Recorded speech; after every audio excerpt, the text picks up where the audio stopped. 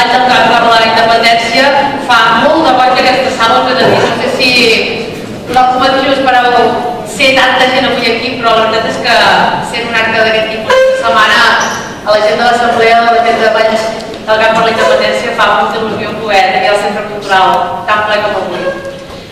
Gràcies per venir, com sabeu, Valls del Camp per la Independència és una entitat social transversal que mou moltíssima gent de manera ciutadana, és plural i treballa amb gent de totes les edats per aconseguir que en un futur no gaire llunyà Catalunya pugui ser un poble sobirà, lliure i independent. De fet, Valls ha demostrat des de fa temps, va ser dels primers municipis que més van mobilitzar a favor de la sobirania del poble català. De fet, es va crear fins i tot abans que l'Assemblea Nacional Catalana. Els orígens els hem de buscar quan hi va haver tot el moviment de les consultes, ja ho sabeu, segur que vau participar votant. Va ser aquell abril de l'any 2010, tampoc fa tant, però sembla que hagi passat molt, segons com ens ho mirem. En aquell moment la capital de l'Alt Camp ja va aconseguir mobilitzar un 26,32% de participació en aquelles votacions. Això vol dir que gairebé 5.500 vallencs van anar a dir que sí, que Valls volia decidir. El 30 d'abril del 2011, un any després de la consulta, a Barcelona va fer la Conferència Nacional Catalana per l'Estat Propi. 9 persones de Valls d'aquell moviment ja hi van anar i van participar. Aquella conferència va ser les passaroles, el moment en què es va posar en comú tots els projectes que havia per muntar l'Assemblea Nacional Catalana i d'allà comença un full de ruta que en poc temps d'història ha fet molta feina. Al setembre del 2011, aquí a Valls es van fer les primeres reunions per començar a agrupar gent i crear el moviment que avui funciona. Concretament el 22 de setembre es va fer una reunió ja amb alguns d'aquests membres del secretariat de la Conferència Nacional, amb el Pere Pugès i la Roser Leiter. El 13 d'octubre es va fer la reunió preconstituent i el 20 de desembre del 2011 ja era assemblea territorial. A partir d'aquí s'han creat grups de treball, s'han fet adhesions i s'han marcat fulls de ruta per tirar endavant i fer tota la feina que sabeu que s'està tirant endavant. Xerrades, presentacions de llibres, sortides, moure's pels pobles de la comarca. Heu de comptar que ara, amb nombre de simpatitzants, la Valls del Camp per la Independència ja té 2.615 persones adherides.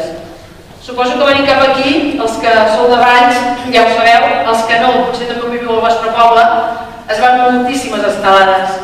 Mai com ara s'havien vist tantes estelades als balcons i a les finestres de tots els pobles de Catalunya, m'atreviria a dir. Jo que volto una mica, se'n veuen moltíssimes. I Valls fa goig perquè, comentant amb el Xavier Salmartín fa un moment, ho dèiem, quan a una setmana vista de l'últim, no d'aquest Sant Jordi sinó de l'anterior, arribaves a Valls, una setmana abans tots els balcons, o la majoria, moltíssims, estaven plens d'estelades, quan normalment el lògic era veure senyeres el dia de Sant Jordi. Algunes, més, menys, depèn del carrer, i alguna estelada. Ara això ha canviat. La gent ha perdut la por i ja no té por de menjar l'estelada. Sabeu que aquí al Camp tenim 14 municipis i el Consell Comarcal que estan adherits i que són de l'Associació de Municipis per la Independència. Però aquesta mobilització, en el moment que estem ara, encara ha d'anar a més. Tenim mesos per endavant de molta feina.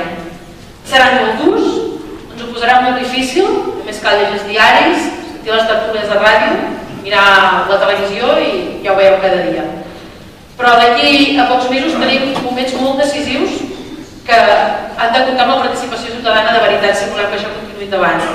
Es farà la campanya de Signa un vot per la independència, que com ara començarà d'aquí a poques setmanes, i després tenim una missió forta també que és de cara al 11 de setembre, que serà la cadena humana, que pretén mobilitzar tanta o més gent com la que ja coneixem la manifestació de Barcelona de l'11 de setembre, que a tots ens va donar tants ànims.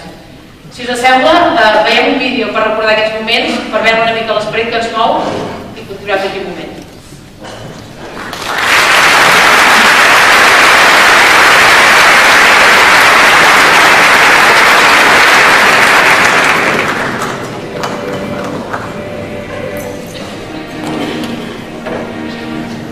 Hi ha persones que han millorat la vida de generacions senceres. Sovint no semblen herois, però ho són. Persones que un dia van agafar les regles del seu destí, per damunt de les lleis i per damunt de les pors. Fent-ho, van canviar el curs de la història. Les van desprestigiar i les van ridiculitzar. Però cap llei no va poder aturar la tenacitat de milers de persones juntes que un dia van decidir construir el país que volien. Hi ha moments en què cal canviar el curs de la història, per dignitat, per justícia. Ha arribat el dia de canviar el curs de la nostra història.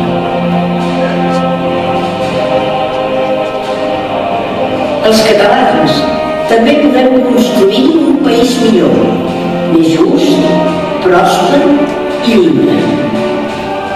I ho decidirem democràticament. Diran que no és important, però tu saps que és necessari. Diran que no hi tenim dret, però tu saps que és legítim. Diran que és impossible, però tu saps que és possible. Tu ho pots fer possible. Junts ho farem possible.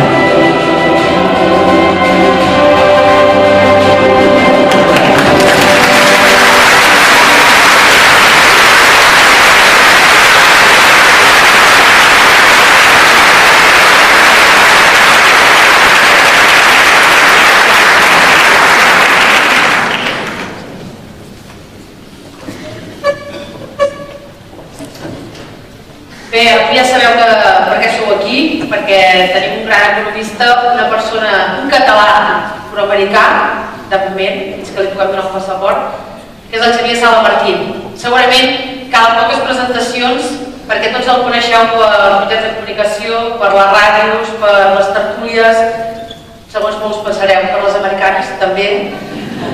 Xavier, ho sento, aquesta broma segur que te l'he fet 1000 vegades, però és que segur que tothom ho estava pensant. Però més enllà de la part més visible, més mediàtica, de per què el coneixem, hem de dir que el Xavier Sala Martín és un economista molt reconegut a nivell mundial, és catedràtic de la Universitat de Colúmbia als Estats Units, fa de professor a la Universitat Pompeu Fabra de Barcelona, és un analista expert en temes econòmics com deia a nivell mundial. Per posar exemples, hem de dir que ha estat consultor del Banc Mundial i del Fons Monetari Internacional. També és l'assessor econòmic principal del Fòrum Econòmic Mundial de Davos. El 2012, també amb altres catedràtics com ell, catalans, que també treballen fora, sobretot als Estats Units, crea el col·lectiu Wilson, que és una entitat, per als que no ho conegueu, que s'autodefineix com que vol contribuir al debat sobre l'autodeterminació a Catalunya perquè els catalans puguem decidir el nostre futur sense por ni amenaces. Entre els temes que tracta el Xavier Sala Martín té molts estudis. Si heu buscat una mica a Wikipedia o heu seguit la pista, sabreu que parla d'economia monetària, de competitivitat, de serveis socials, de l'economia de la salut, del desenvolupament econòmic, de la convergència econòmica, del dèficit de la balança fiscal de Catalunya, estat espanyol. O sigui que en sap molt de números. Per tant, presentem el Xavier Sala Martín perquè podríem continuar parlant d'ell, si vols pujar, Xavier.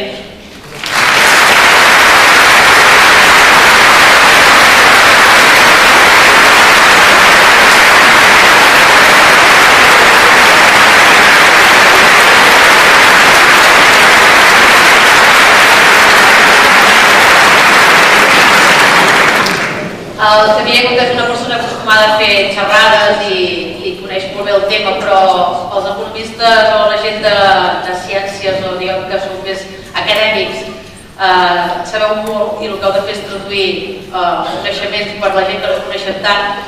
Farà una xerrada que s'ajudarà el PowerPoint, que ja veureu aquí darrere, que porta un títol que suggerent, l'hora dels adeus, que tots ens agradaria que respongués sí, segurament.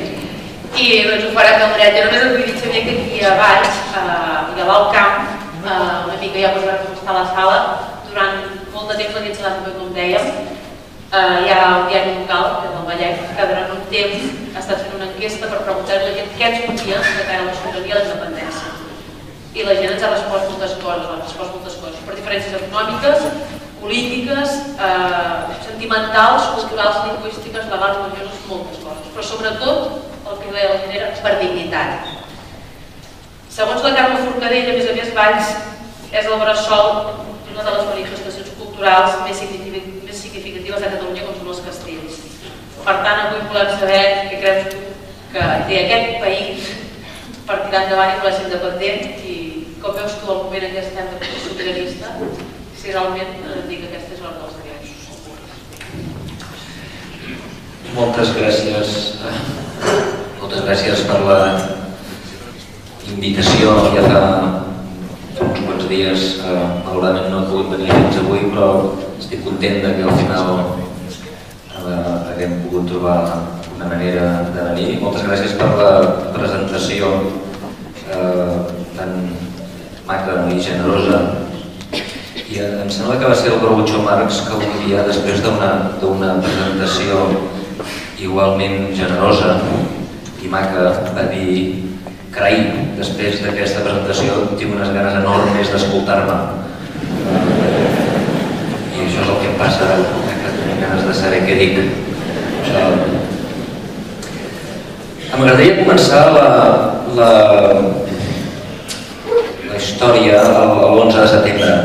L'11 de setembre jo crec que es desperta alguna cosa en el sentiment dels catalans. Molts de sobte pensen, no pensem que és possible. Molts teníem sentiments amagats i de sobte veus a tanta gent i jo crec que l'11 de setembre alguna cosa va canviar. De fet, estic tan segur que alguna cosa va canviar. Estic tan segur perquè el que s'observa immediatament és una ofensiva dels poders fàctics espanyols. Espanya, de sobte, fins llavors ens havien tractat com a nens petits, no cal parar atenció, s'estan jugant. De sobte ve una cosa seriosa i els mitjans de comunicació, els partits polítics espanyols d'allà, els partits polítics espanyols d'aquí, de sobte comencen una mena de guerra dialèctica en la que l'objectiu, jo crec, és fer-nos entrar por, perquè ells guanyen la partida si no hi ha votació. Si no hi ha votació, guanyen. Si hi ha votació, potser també guanyen. No està clar que surti el sí. Però el que està clar és que si ens fan entrar prou suficient por, nosaltres mateixos ja direm no cal votar, total, si votem i som independents serà una catàstrofe, vindran les 7 plagues bíbliques i per tant ells volen que siguem nosaltres mateixos els que abandonem la partida abans de començar-la. I des dels Estats Units, que és des d'on jo veig tot això, jo em vaig indignar. Jo quan vaig veure aquesta reacció em vaig indignar i de fet amb una sèrie de companys catedràtics a universitats americanes, economistes, politòlegs, igualment indignats, vam crear el col·lectiu Wilson perquè aquesta reacció és legítima, és legítim que els espanyols vulguin mantenir la unitat, que diuen ells, és totalment normal, però el que s'ha de fer és fer-ho sense enganyar la gent. La gent ha de poder votar lliurement i entre la llibertat de votar inclou l'estar ben informat. I el que hem vist és que aquesta reacció d'ells ha estat, diguem, la de dir mentides. I mentides que a mi m'ofenen.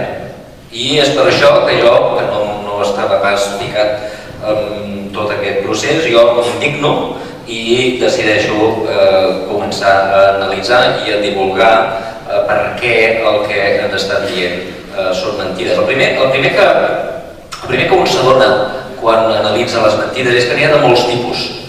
Hi ha moltes maneres de mentir. I deixeu-me que us analitzi amb exemples de diferents mecanismes de dir mentides. La primera és la que els vostres fills anomenarien les mentides podrides.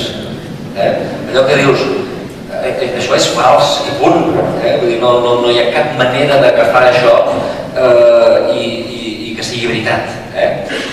Per exemple, si os independizáis, los jubilados catalanes no cobrarán las pensiones porque el gobierno español no lo va a permitir. Això ens ho ha dit i es diu constantment. I això no només ho diuen des de Madrid, això ho va dir concretament al Parlament una senyora del PP que xiscla sempre, no sé com se diu, que dius que no cobraran les pensions, perquè la idea que tenen és que les pensions estan, totes les contribucions que fem o que heu fet, els que sou jubilats i els que fem, els que ara treballem, doncs que se'n van amb un fons a Madrid i que com que aquest fons el tenen a Madrid, pues si los país nos lo vamos a quedar. I clar, això és mentida podrida perquè no existeix aquest fons. Així no és com funcionen les pensions. Tots sabeu que les pensions funcionen amb el que s'anomena el mètode o mecanisme de repartiment, és a dir, s'agafen els diners dels contribuents joves, les cotitzacions a la seguretat social, s'agafen i automàticament es passen als jubilats. Es divideix pel número de jubilats i va parar als jubilats. No hi ha un fons. Quan tu treballes i contribueixes amb la teva cotització, no hi ha un compte a Madrid amb el teu número que posa Xavier i el dia que et jubiles et tornen els calés. No, els teus diners han anat a parar als jubilats i els diners dels que ara sou jubilats, el que vau pagar vosaltres quan éreu joves, ha desaparegut. S'ho van quedar els jubilats d'aquella època que ja estan morts. I per tant és un diners que es va repartint, es va agafant d'una generació i se li passa a l'altra. No hi ha cap fons. L'única garantia l'únic que garanteix que les pensions s'acabin cobrant és que hi hagi joves que treballen. I per tant, quan ens diuen los catalanes no vais a cobrar pensiones, d'alguna manera ens estan dient que a Catalunya no hi haurà joves o no hi haurà treballadors. I això és mentida. El que garanteix les pensions de tots els espanyols ara mateix no és el senyor Rajoy, no és el govern de Madrid. Són els treballadors, els que cotitzen a la seguretat social. I aquesta és l'única garantia. No hi ha ni un duro posat allà guardat amb el vostre nom, de manera que vosaltres quan us jubileu us donaran el vostre compte corrent, us posaran el vostre corrent els vostres diners. No, els vostres diners han desaparegut, ja han desaparegut en els jubilats del moment en el que veu cotitzar. I per tant, aquest és el sistema tal com funciona. Llavors la pregunta que ens hem de fer és, a veure, si hi hagués la independència, si ens independitzéssim, com aniria, com quedarien les pensions? Fixeu-vos, el que cobren els jubilats és el que paguen els joves. Per tant, el que cobren els jubilats dependrà del número de joves que hi hagi, del número de jubilats, dels salaris que tinguin els joves. Si els joves tenen un salari molt alt, paguen el 30%, doncs els tindran molts calés pels avis, de la taxa d'atur, perquè potser molts joves no estan tots a l'atur, i per tant, les pensions no dependran del Rajoy, sinó de tots aquests factors econòmics, número de joves, número de grans, taxa d'atur, salaris, etc. I de fet, podem calcular que ara mateix a Espanya per cada pensionista hi ha 2,48 joves treballadors. És a dir, que entre cada 2,48 mantenen un jubilat. A Catalunya n'hi ha més, bàsicament perquè a Catalunya la taxa d'atur és més baixa. Per tant, hi ha més joves catalans que treballen. És més, els joves catalans tenen un salari més alt. I per tant, si vosaltres feu els càlculs agafant el mateix sistema, nosaltres ens separem i en lloc d'agafar els diners i pagar-los a la Seguretat Social espanyola, paguem a la Seguretat Social catalana, el que passaria és que automàticament les pensions dels avis pujarien un 10%. Simplement perquè tenim més joves, perquè treballen més i perquè tenen salaris més alts. I per tant, quan diuen és que us vais a quedar sin pensiones, exactament què vol dir? Per què ho diuen això? Com ho poden dir? El que passa és que es refereixen Com que aquest sistema de pensions té un problema, i és que quan hi ha una generació molt gran, la generació del baby boom, que és la meva, els que neixen després de la Segona Guerra Mundial fins als anys mitjans dels anys 60, doncs neixen molts nens. I després nosaltres hem tingut molt pocs nens. Per tant, nosaltres som una generació molt gran, que quan ens jubilem hi haurà molts jubilats, i els que siguin joves en el moment que nosaltres siguem jubilats seran molt pocs. Per tant, serà molt poca gent a pagar les pensions de molts. Com que això ja ho sabem, ja ho sabíem fa anys que passaria, el govern espanyol es va inventar un fons especial per a aquest moment, un fons específic per a aquest govern, per a aquesta situació. En el moment que se jubilin els baby boomers, hi haurà tanta gent que, diguem, estalviem una mica per quan arribi aquest moment. I es va crear un fons. Estem d'acord? Potser es refereixen a aquest fons, tant el Rajoy com la senyora que crida, potser quan diuen que us vais a quedar sin dinero, es refereixen a aquest fons. El que passa és que aquest fons, dius, on l'hem invertit aquest fons? On l'hem invertit aquest fons? Doncs bé, el govern espanyol ha agafat aquests diners, bàsicament, i se'ls ha gastat. Els fons aquest ara és de 60.000 milions, però fixeu-vos la línia vermella. La línia vermella és el que el govern espanyol li deu al fons. És a dir, el govern espanyol ha anat al fons, s'ha gastat els calés i els ha donat uns paperets que diu ja ho trobarem. És a dir, que és l'escolit del fons. Això em recorda un episodi del Simpson, on el Homer, el marit, i la Marge es decideixen comprar una tele molt grossa i tal, i no tenien calés, i llavors diu, ostres, tenim els estalvis en el porquet, un porquet de ceràmica, trenquen el porquet i la Marge, quan veu el que hi ha el porquet, veu que hi ha tot de pagarés que ha fet el Homer, que havia agafat els calés, i diu, però no et preocupis que ja ho trobarem, ja ho pagarem. Doncs Espanya és com un gran Homer Simpson,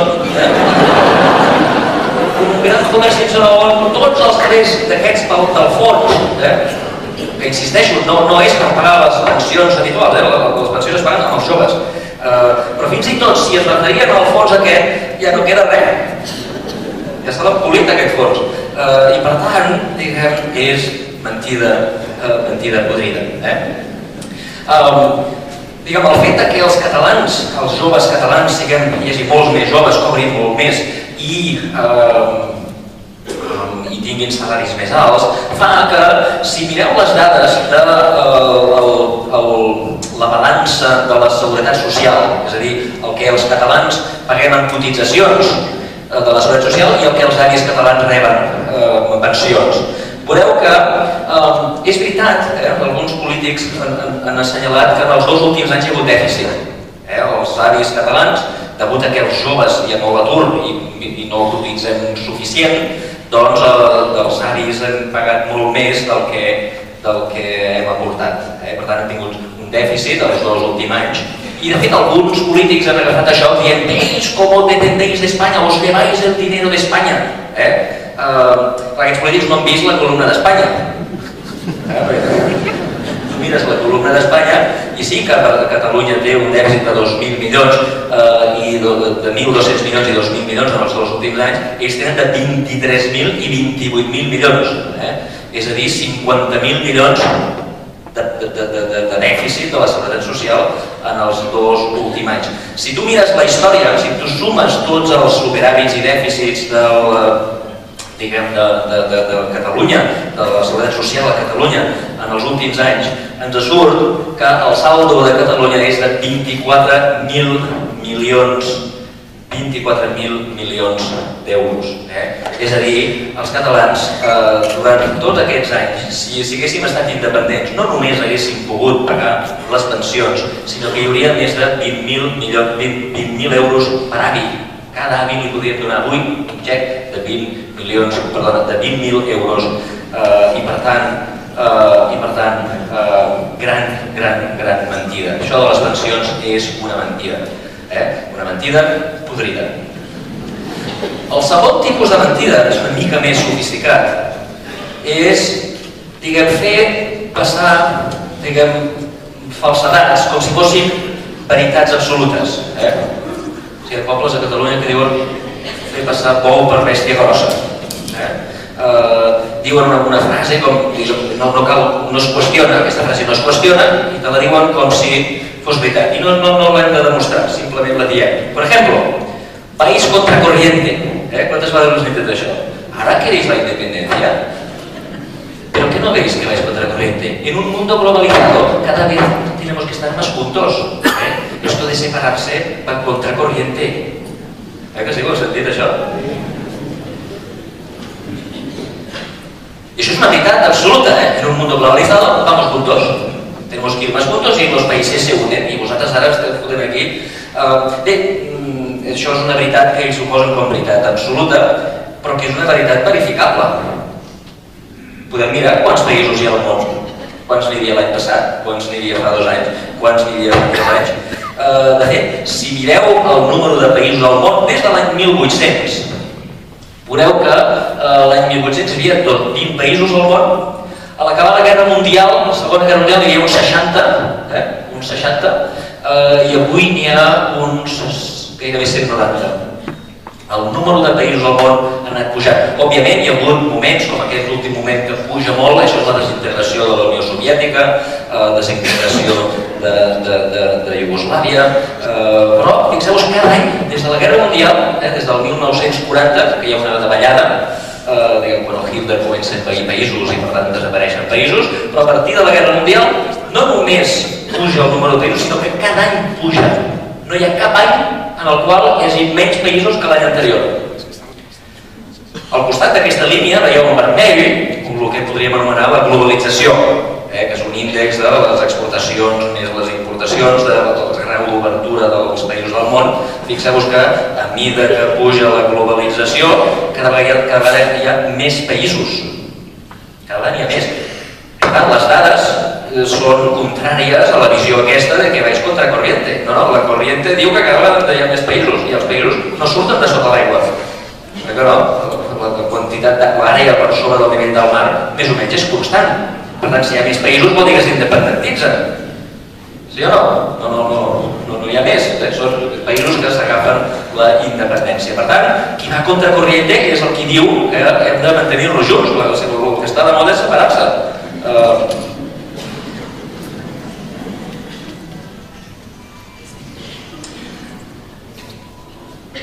Entre els països, des del 1800 fins ara, entre els països que han demanat la independència, han assolit la independència, aquests que van contra corriente, n'hi ha 22 que han assolit la independència d'Espanya. I cap d'ells ha demanat tornar.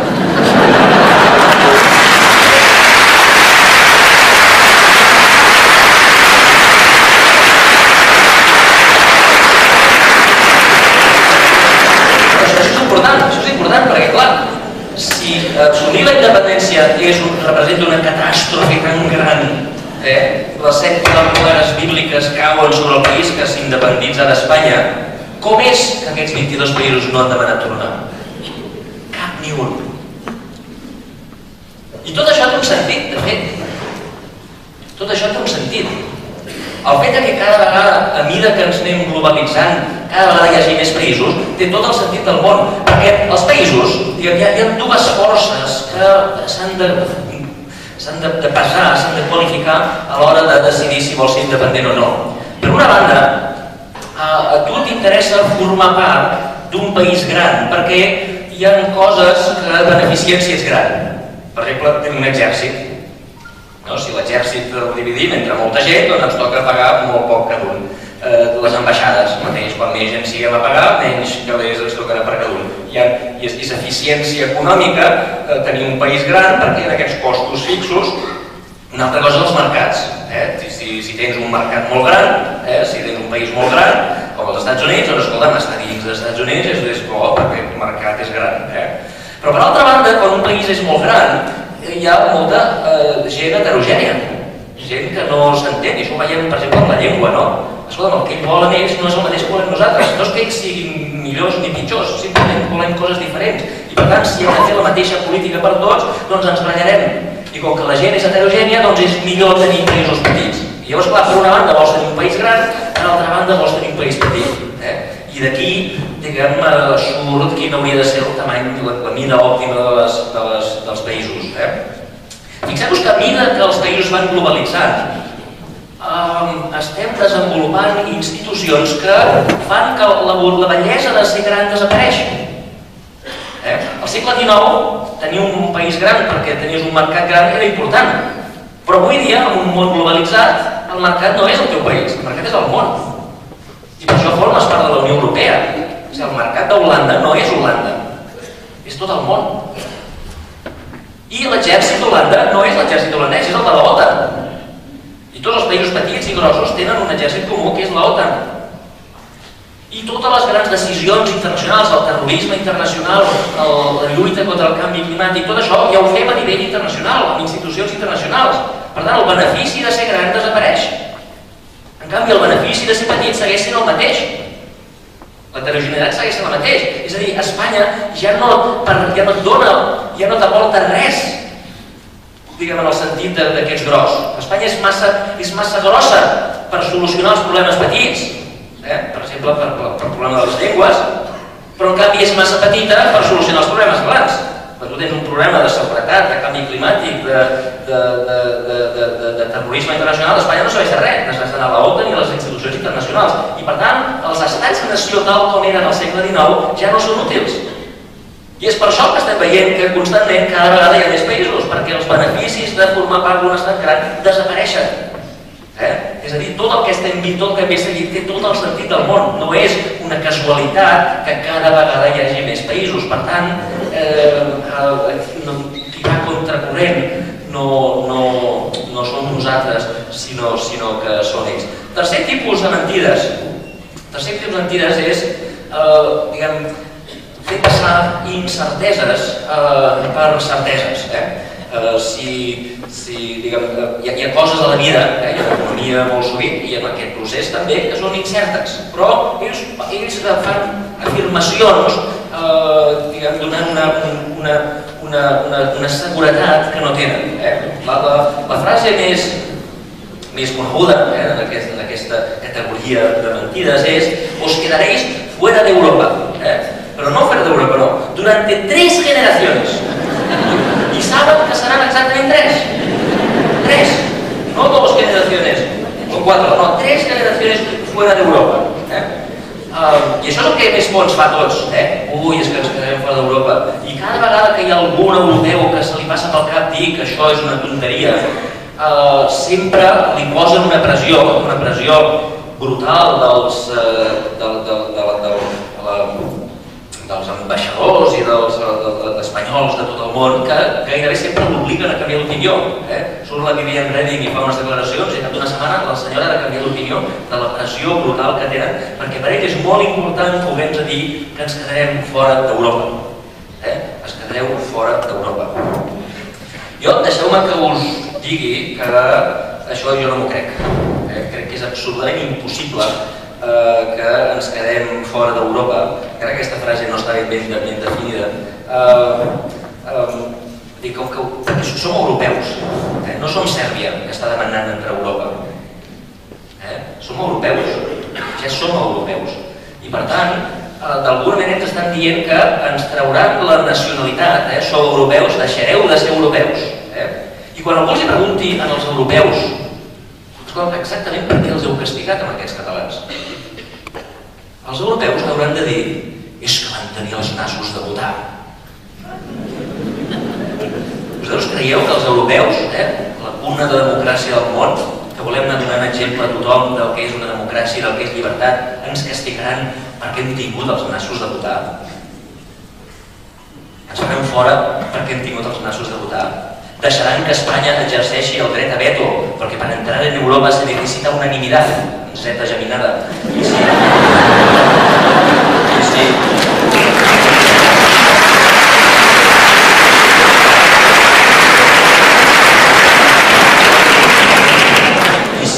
Unanimitat vol dir que si ells no voten, si ells diuen no, ja no entres, I 3 generacions. I per tant,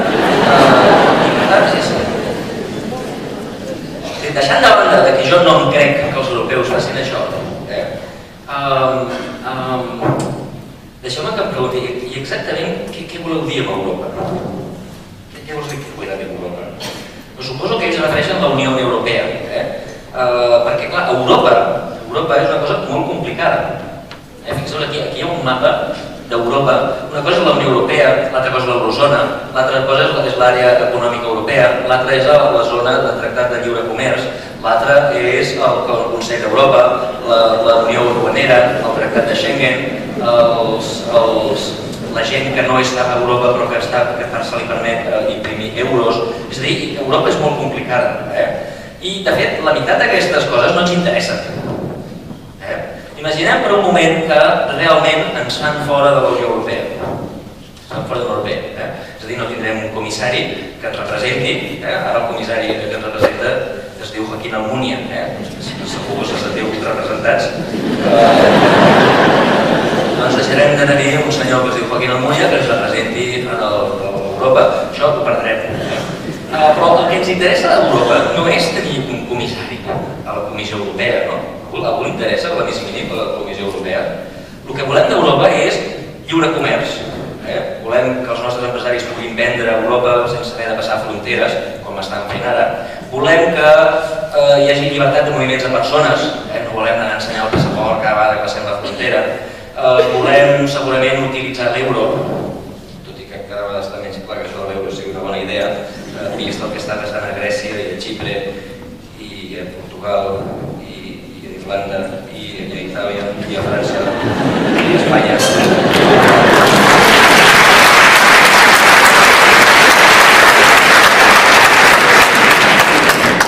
Però el que ens interessa és això, les coses econòmiques, les coses de representació i els parlaments i tota aquesta gent. Això està molt bé, se forma part per fer fotos, però en realitat el que volem és l'economia. Lliure comerç, llibertat de moviment de persones, que els nostres joves puguin treballar on vulguin, integració de les universitats, tot això. Un país que té tot això i no està a la Unió Europea és Suïssa. Suïssa, està aquí, a l'esquerra de tot. Ells, que són els més llestos, diuen, nosaltres què ens interessa? Tractat de lliure comerç i espai Schengen. És a dir, volem comerciar i volem poder anar d'un lloc a l'altre sense ensenyar els passaports. Això és el que els suïssos saben que és important i això és el que els suïssos fan. Nota a peu de pàgina. Per formar part del Tractat de Lliure Comerç europeu no es necessita unanimitat.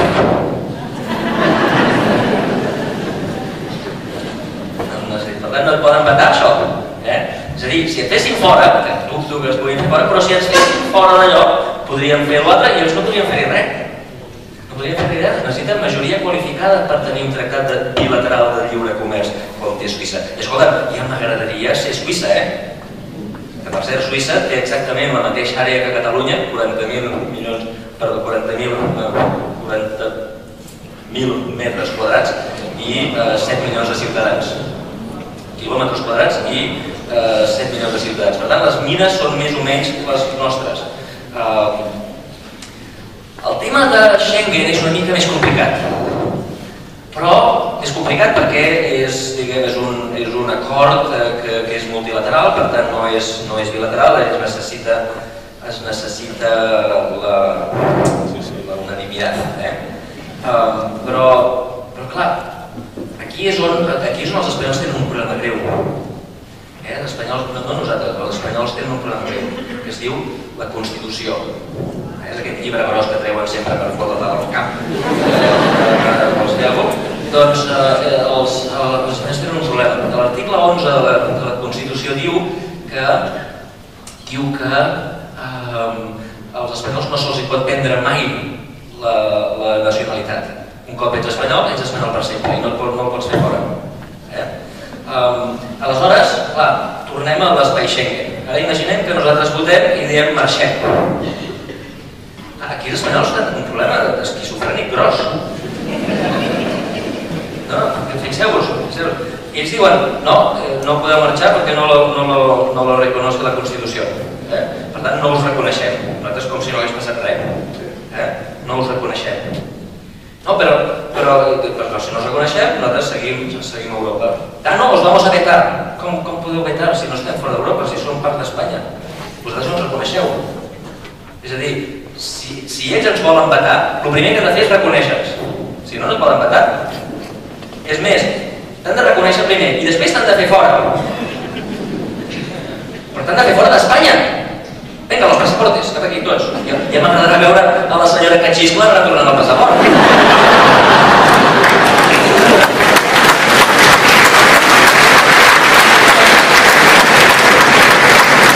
Aquí no quadra, tots aquests, tots els catalans de fora, fora tots. I després, però això seria il·legal, la Constitució els hi prohibeix. És a dir, que nosaltres, diguem, des del punt de vista de la llei espanyola, seguiríem sent espanyols i per tant seguiríem estant a Schengen. Tindríem llibertat absoluta de moure'ns per tota Europa perquè ells no ens poden fer fora del seu propi país. I per tant, jo crec que tot el que ens interessa d'Europa, o bé ells no ho poden vetar, o bé és il·legal que ells ho facin amb la seva pròpia Constitució. I insisteixo, i si intenten fer-nos fora, ens hauran de fotre fora tots. Tots els ciutadans i tots els Vidal Quadres i tots aquests també ens hauran de fotre fora. Serà molt maco veure la cara que posen.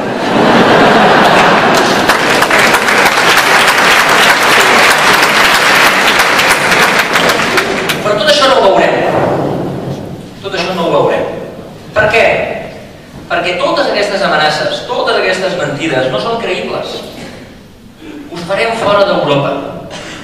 Farem fora d'Europa vol dir que posarem unes barreres i a partir d'aquí tendréis que pagar aranceles cada vez que vayáis a comerciar a Europa. Bé, imaginem que això és cert i mirem el mapa de carreteres. A veure, cada vegada que anem a Europa hi haurà una barrera i els camions hauran de posar papers i coses i no podran passar, no?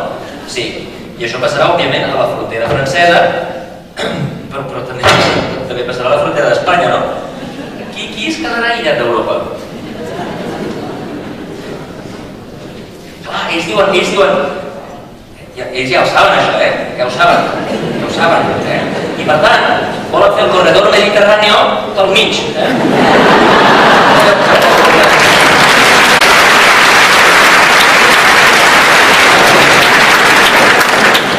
Ells volen allargar la línia aquella vermella de Saragossa, que vagi fins a França, És el que volen fer, volen allargar el corredor central, que diuen ells, Això no els hi digueu, Però em sembla que no han vist el mapa de França.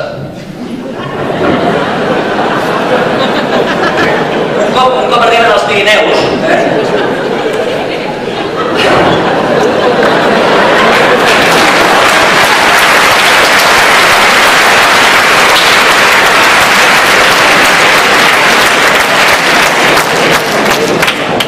haurem de convèncer els francesos que ells també facin un corredor perquè si no hauran de passar per Catalunya. No tenen més. Poden anar per Irún, no sé si heu anat alguna vegada a Irún, es fotran unes cues que arribaran a Saragossa. Per tant, han de passar per aquí. I per tant, això de que vamos a sacar d'Europa i vamos a poner aranceles i això no s'ho creu ningú. El dia abans que quan nosaltres votem en llibertat, si els catalans decidim marxar, el dia abans de marxar ells ens diran que era mentira.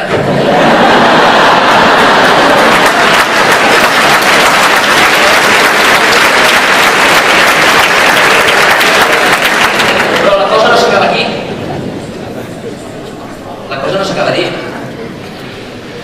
Perquè ells tenen un problema greu de deute. La línia blava és el deute públic del govern espanyol, que just abans de començar la crisi era el 30 i escaig % del PIB, 30 i escaig % del PIB. Des que ha començat la crisi fins ara s'ha multiplicat per 3 i ara és gairebé el 100% del PIB. 100% del PIB. És a dir, que agafes tota la deute espanyola, divideixes per tot el PIB espanyol i surt 100%. Surt molt.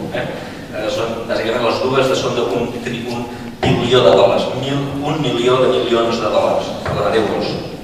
$1 bilió d'euros. el deute, 1 milió d'euros al PIB, vol dir que per pagar el deute espanyol hauríem d'estar tots un any sense menjar i donant les calés al govern perquè ell pogués pagar el deute. Això és el que vol dir 100% del PIB. Perdríem un any posant tots els calés de l'economia a pagar el deute del govern per poder-lo retornar.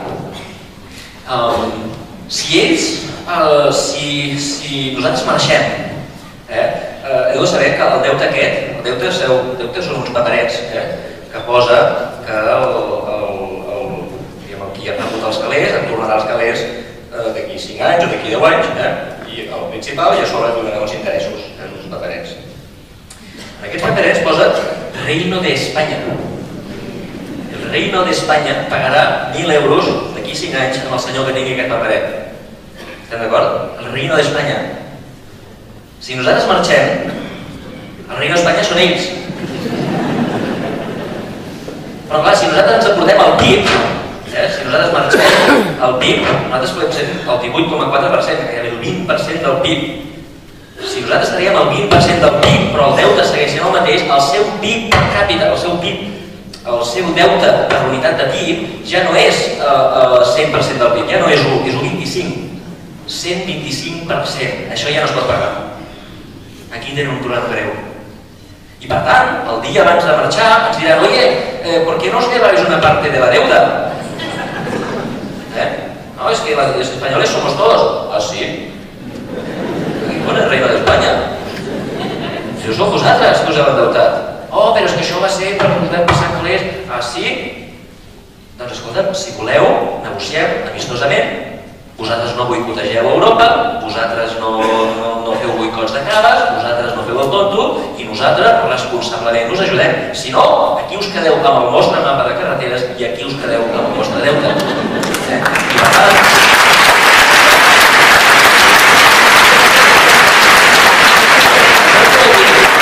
això que vol dir és que a l'últim minut, a l'última curva, ells tindran totes les ganes del món de negociar.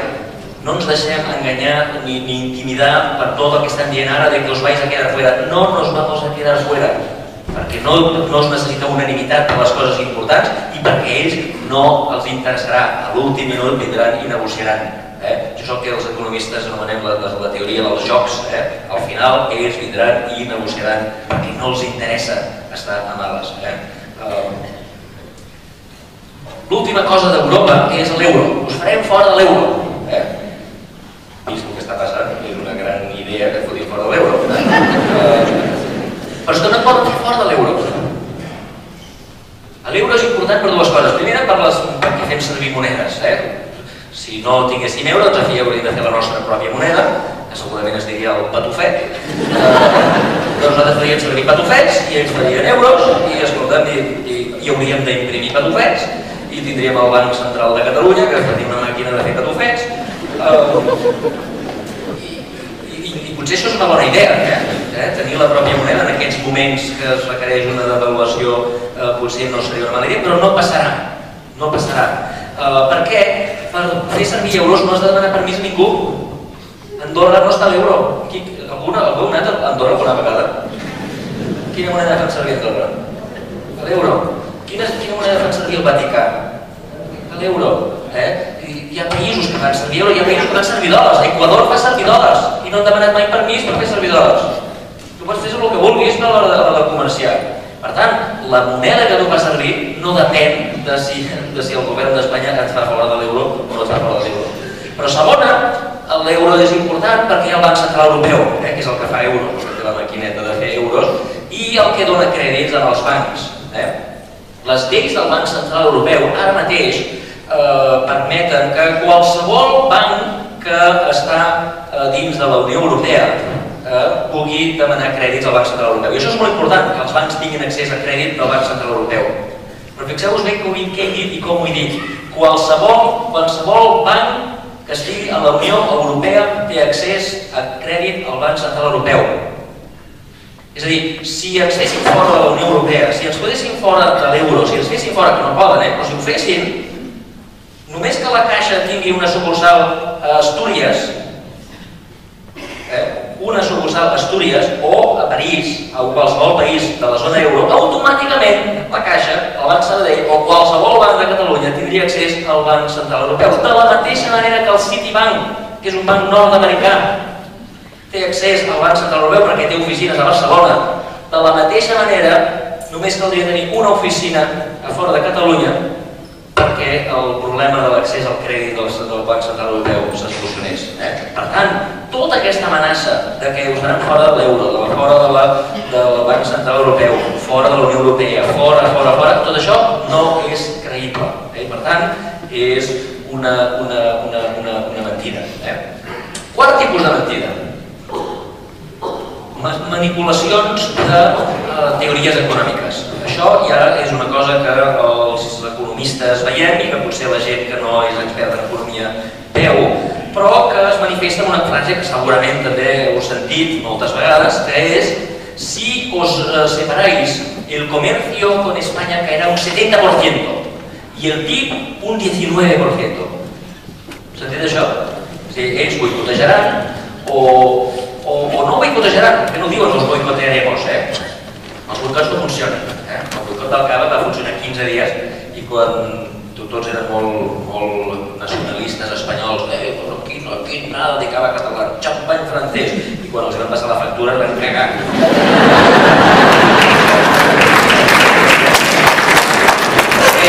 Per què creieu que compren cava català? Perquè somos paisanos y amigos? No! Perquè pel preu i la qualitat és el que els interessa. No hi ha una zona de productors catalanes en els comerços de Madrid, no? Que no, ells no van allà para perquè son nuestros amigos y nuestros vecinos de catalanes tenemos que comprar. No, compren, escolta, Moët Chandon, $40, cava català, 12, hòstia, vale? Per tant, els boicots no funcionen. És més, els boicots també tenen un problema. No un problema, tenen un avantatge. Perquè els boicots tenen l'avantatge que et fan despertar. Quan va haver el boicot del cava, si mireu les dades d'exportacions, veureu que les vendes a Espanya baixen i les vendes a l'estranger pugen. Els del cava es van espavilar i van anar pel món a vendre cava, amb l'avantatge que quan els espanyols es van adonar que el xampany era massa car i van tornar al cava al cap d'un any, un any després les vendes a Espanya es van disparar, van tornar al nivell normal i després els del cava tenien dues vendes, la d'Espanya i la del món. Per tant, el boicot va ser una gran idea.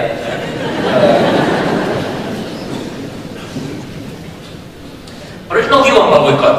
Ells ho diuen, hi ha una teoria, hi ha economistes seriosos que diuen no, mira, és que si les fronteres, el fet que hi hagi una frontera fa que el comerç baixi automàticament, encara que no hi hagi policies en aquesta frontera, simplement perquè hi ha una frontera i analitzen la diferència entre el comerç entre Portugal i Espanya i Catalunya i Espanya.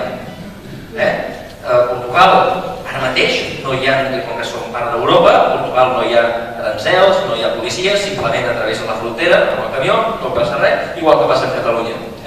I, curiosament, el comerç entre Catalunya i Espanya és molt més elevat que el comerç entre Portugal i Espanya, malgrat que tenen dos fronteres. Llavors ells diuen, clar, si hi ha una frontera vol dir que al moment que hi ha una frontera passen coses rares, que no sé, perquè fan que el comerç es redueixi. I llavors diuen, què passaria si el comerç entre Catalunya i Espanya passés al nivell que hi ha entre Portugal i Espanya, que és molt menor. D'aquí és on surt el 70%. És d'imaginar que un cop tu poses una frontera, el comerç caurà com si fossis Portugal. I això és un gravíssim error, perquè la raó per la qual Espanya i Portugal comercien poc són raons històriques. Perquè abans sí que hi havia fronteres de veritat, eren països autàrquics, tots dos. I aleshores tu et muntes la vida, els portuguesos ells mateixos es munten la seva vida, nosaltres ens muntem la nostra vida i al moment que desapareixen les fronteres doncs ja tenim els nostres clients, ja tenim els nostres proveïdors, ja sabem, i per tant el comerç, diguem, es recuperarà, el comerç entre Portugal i Espanya es recuperarà, pot tardar molts anys. Fixa't que no és el mateix tenir una barrera com hi havia abans i treure-la. Llavors, a poc has d'anar aprenent a tenir clients a l'altra banda, que no pas no haver tingut mai cap barrera i de sobte posar-la. No és el mateix, perquè tu has de preguntar i per què Portugal i Espanya comercien poc? Doncs comercien poc perquè hi ha una memòria. Abans hi havia barreres, abans hi havia una frontera i escolta, cadascú es buscava la vida dins del seu país, després tens la frontera però tu ja tens els teus proveïdors, tu ja tens els teus costums i per tant costa. D'aquí uns anys segurament els efectes desapareixeran, però de moment costa. Per tant no és veritat que posar una frontera faci que automàticament el comerç hagi de caure un 70%. I com ho sé que no és veritat? Doncs perquè hi ha països que han vist com queia la frontera. Per exemple, Txèquia i Eslovàquia.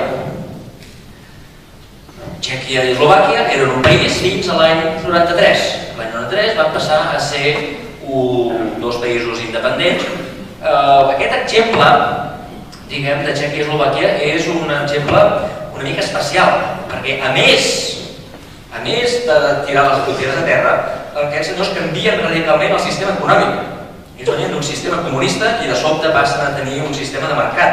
Per tant, hi ha un xoc brutal a més de la frontera i noteu que efectivament l'any 93 hi ha una petita davallada de les exportacions. Això són les exportacions de Txèquia. Hi ha una petita davallada un any i després les exportacions es recuperen i pugen dramàticament. Òbviament ells pateixen la crisi també de l'any 2008, 2009, 2010, però això ja és una altra història, però fixeu-vos que la tendència de les exportacions en relació de Txèquia en relació a Eslovàquia baixa. Però la pregunta és, i què fan amb les exportacions, amb les coses que fan que no exporten a Txèquia? Això és el gran problema que té aquesta teoria. Si els catalans no venem a Espanya, els catalans que fem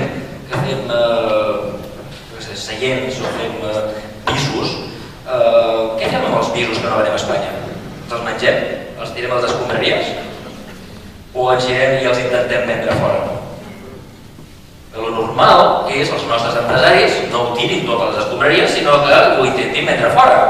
Potser a un preu diferent, potser en condicions diferents, i efectivament el que passa a Txèquia és que el comerç amb Eslovàquia baixa, però el comerç amb Alemanya es dispara. De sobte tota aquesta gent comencen a vendre com a bojos a Alemanya fins al punt que el PIB, el producte interior brut, amb totes les exportacions incloses, les de Txèquia i les d'Alemanya, resulta que es dispara. I fixeu-vos que el dia que tenen la independència ni es nota. Simplement creixen una mica com creixien abans i com creixien després. Per tant, l'amenaça aquesta de que baixarà el PIB i baixarà el comerç i baixarà tot simplement perquè pones una frontera és un error, és una fal·làcia argumental. Perdó, és un error de teoria econòmica. El cinquè tipus de mentides és el que jo anomeno fal·làcies argumentals, arguments que semblen certs però són falsos. Arguments que semblen certs però que són falsos. Això és el que és una fal·làcia. Una part d'això ho hem dit abans. Si os independizáis vas a tener que asumir la parte proporcional de la deuda española y no la podréis pagar. Aquest argument té dues parts. Tendréis que asumir una parte de la deuda i segona, no la podréis pagar. Aquest argument, diguem, és una fal·làcia. Si això ho fessis una classe de 8è, de 4 de batxillerat, es suspendrien. Perquè és un error de lògica. A veure, per decidir si el deute és un argument per quedar-se o marxar, el que hauríem de fer és dir, a veure, si marxeu tindreu deute i si no marxeu no tindreu deute. No? Seria l'argument, no? Però ara pensem, a veure, si os marxáis tendréis que asumir una parte de la deuda. I què collons passa si ens quedem?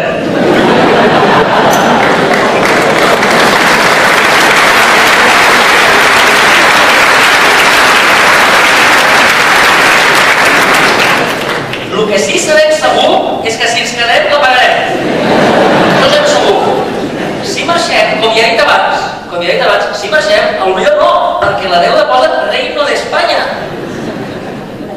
El deute posa Reino d'Espanya i són ells els que l'han assumit. I són ells, quan els bancs alemanys vagin a cobrar, aniran a cobrar als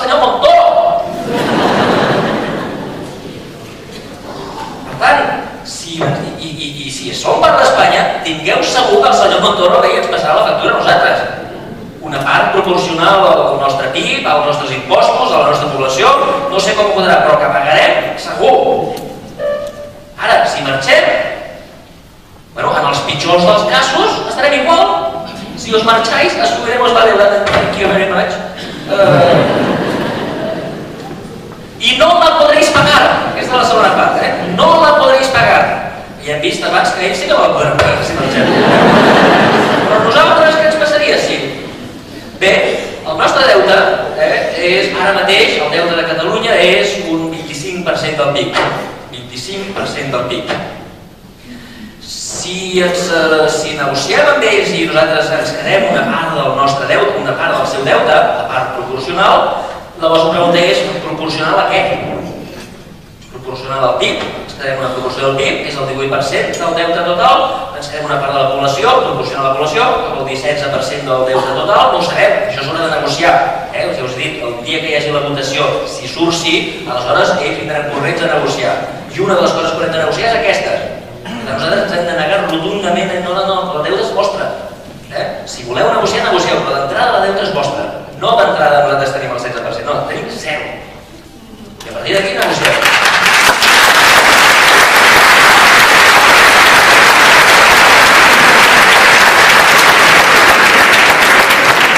Per tant, segurament haurem de pagar, si accedim a tenir una part del deute, doncs anirem a pagar entre la línia verda, que seria el deute si assumim el percentatge de la població, és a dir, si assumim el 16% del seu deute, o la verda de dalt, que és si assumim el percentatge del PIB. Entre els dos estarà. Fixeu-vos que entre els dos és més o menys entre els dos és, no més o menys. En el pitjor dels casos, el de dalt de tot, fixeu-vos l'eix, el pitjor dels casos ja l'eix va parar a l'1, és a dir, el 100% del PIB. És a dir, en el pitjor dels casos estarem com estan ells ara. En el pitjor dels casos estarem com estan ells ara. I en qualsevol altre cas estarem molt millor. Per tant, quan ells diuen no la podréis pagar, el que haurien de venir immediatament los hombres de negro, perquè ells mateixos estan confessant que el deute seu no es pot pagar, perquè ells tenen exactament el deute que tindríem nosaltres si assumíssim la proporció del PIB del deute espanyol. Per tant, fal·làcia argumental. Sisè tipus de mentides. Amagar els defectes propis. Estem dient, penseu-vos que estan tot el dia dient si us vais passarà això, si us vais passarà això, si us vais passarà l'altre. Tot el que t'has de fer és si us vais. Però clar, quan un pren la decisió, quan una dona està pensant si se separa o no del marit, doncs ha de mirar l'escenari de què passarà si me'n vaig, però llavors has de comparar amb què passa si em quedo. I el que no val és pintar escenaris molt positius o molt negatius en cas de marxar, però no comparar-los amb què passa si et quedes. El marit, el dia que li dius que es vol separar, ell de seguida es posa guapo i s'aprima i fa veure que està tot bé. Però què passa si et quedes? Quines són...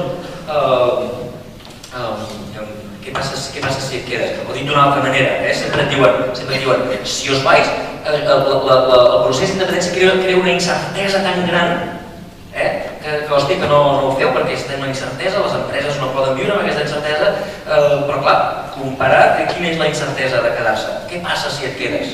I aquest és el... Siempre diuen, con la que está cayendo. Ahora, con la que está cayendo, ¿os queréis separar? Con la que está cayendo. No em fa gràcia això de la frase aquesta. Bé, què passa si ens quedem a Espanya?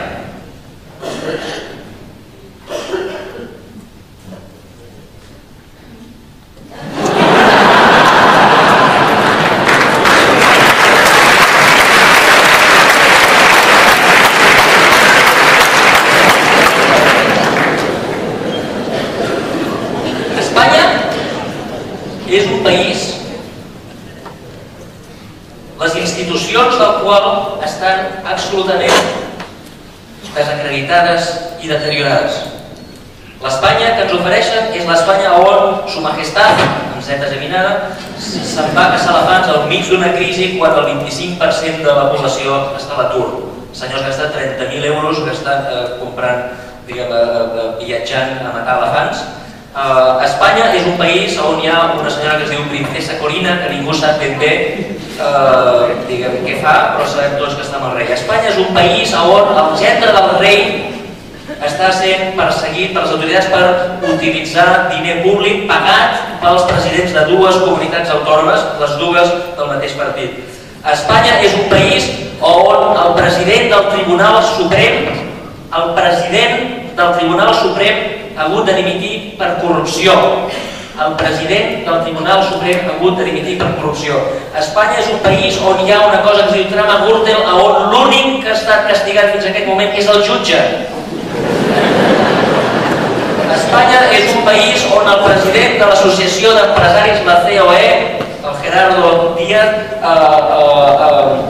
està sent perseguit per robatori, en el cas Marsans, el president de l'Associació d'Empresaris, on el banquer més ric del país se li troben 2.000 milions d'euros en un compte secret a Suïssa i no li passa res, simplement paga una multa i tothom callat. On el seu número 2, el senyor Sainz, ha estat condemnat, no imputat, no, condemnat per un tribunal i ha estat absolt pel govern d'Espanya.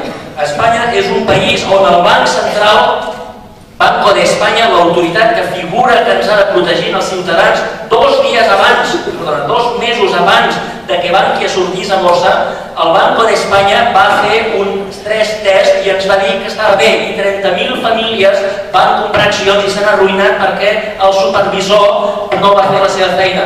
I la Comissió Nacional del Mercado de Valores va permetre que Bankia sortís a borsa, enganyant a tots els ciutadans. Espanya és un país on els diferents presidents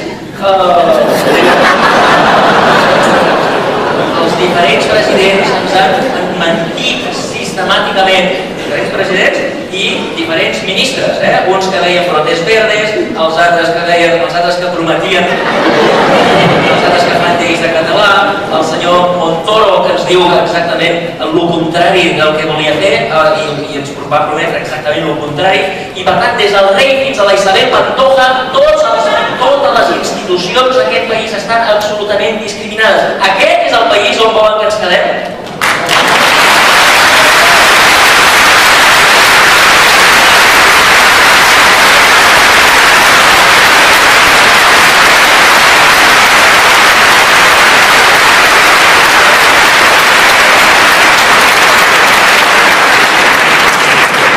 Si hem de prendre decisions, les hem de prendre ben fetes. I és possible que quan marxem passin coses lletges. És possible que quan marxem hi hagi crisi. És possible que si marxem ens quedem fora d'Europa.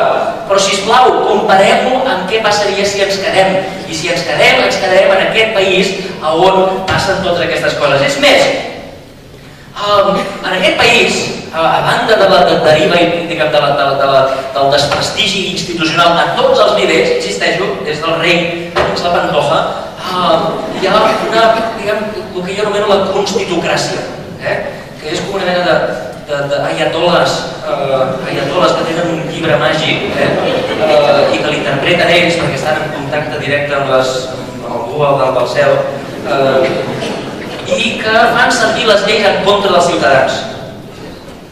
La Constitució no ha estat escrita per Déu. Déu va escriure les taules de la llei. Hi havia 10 regles. Cap d'elles deia no hi ha dret a decidir.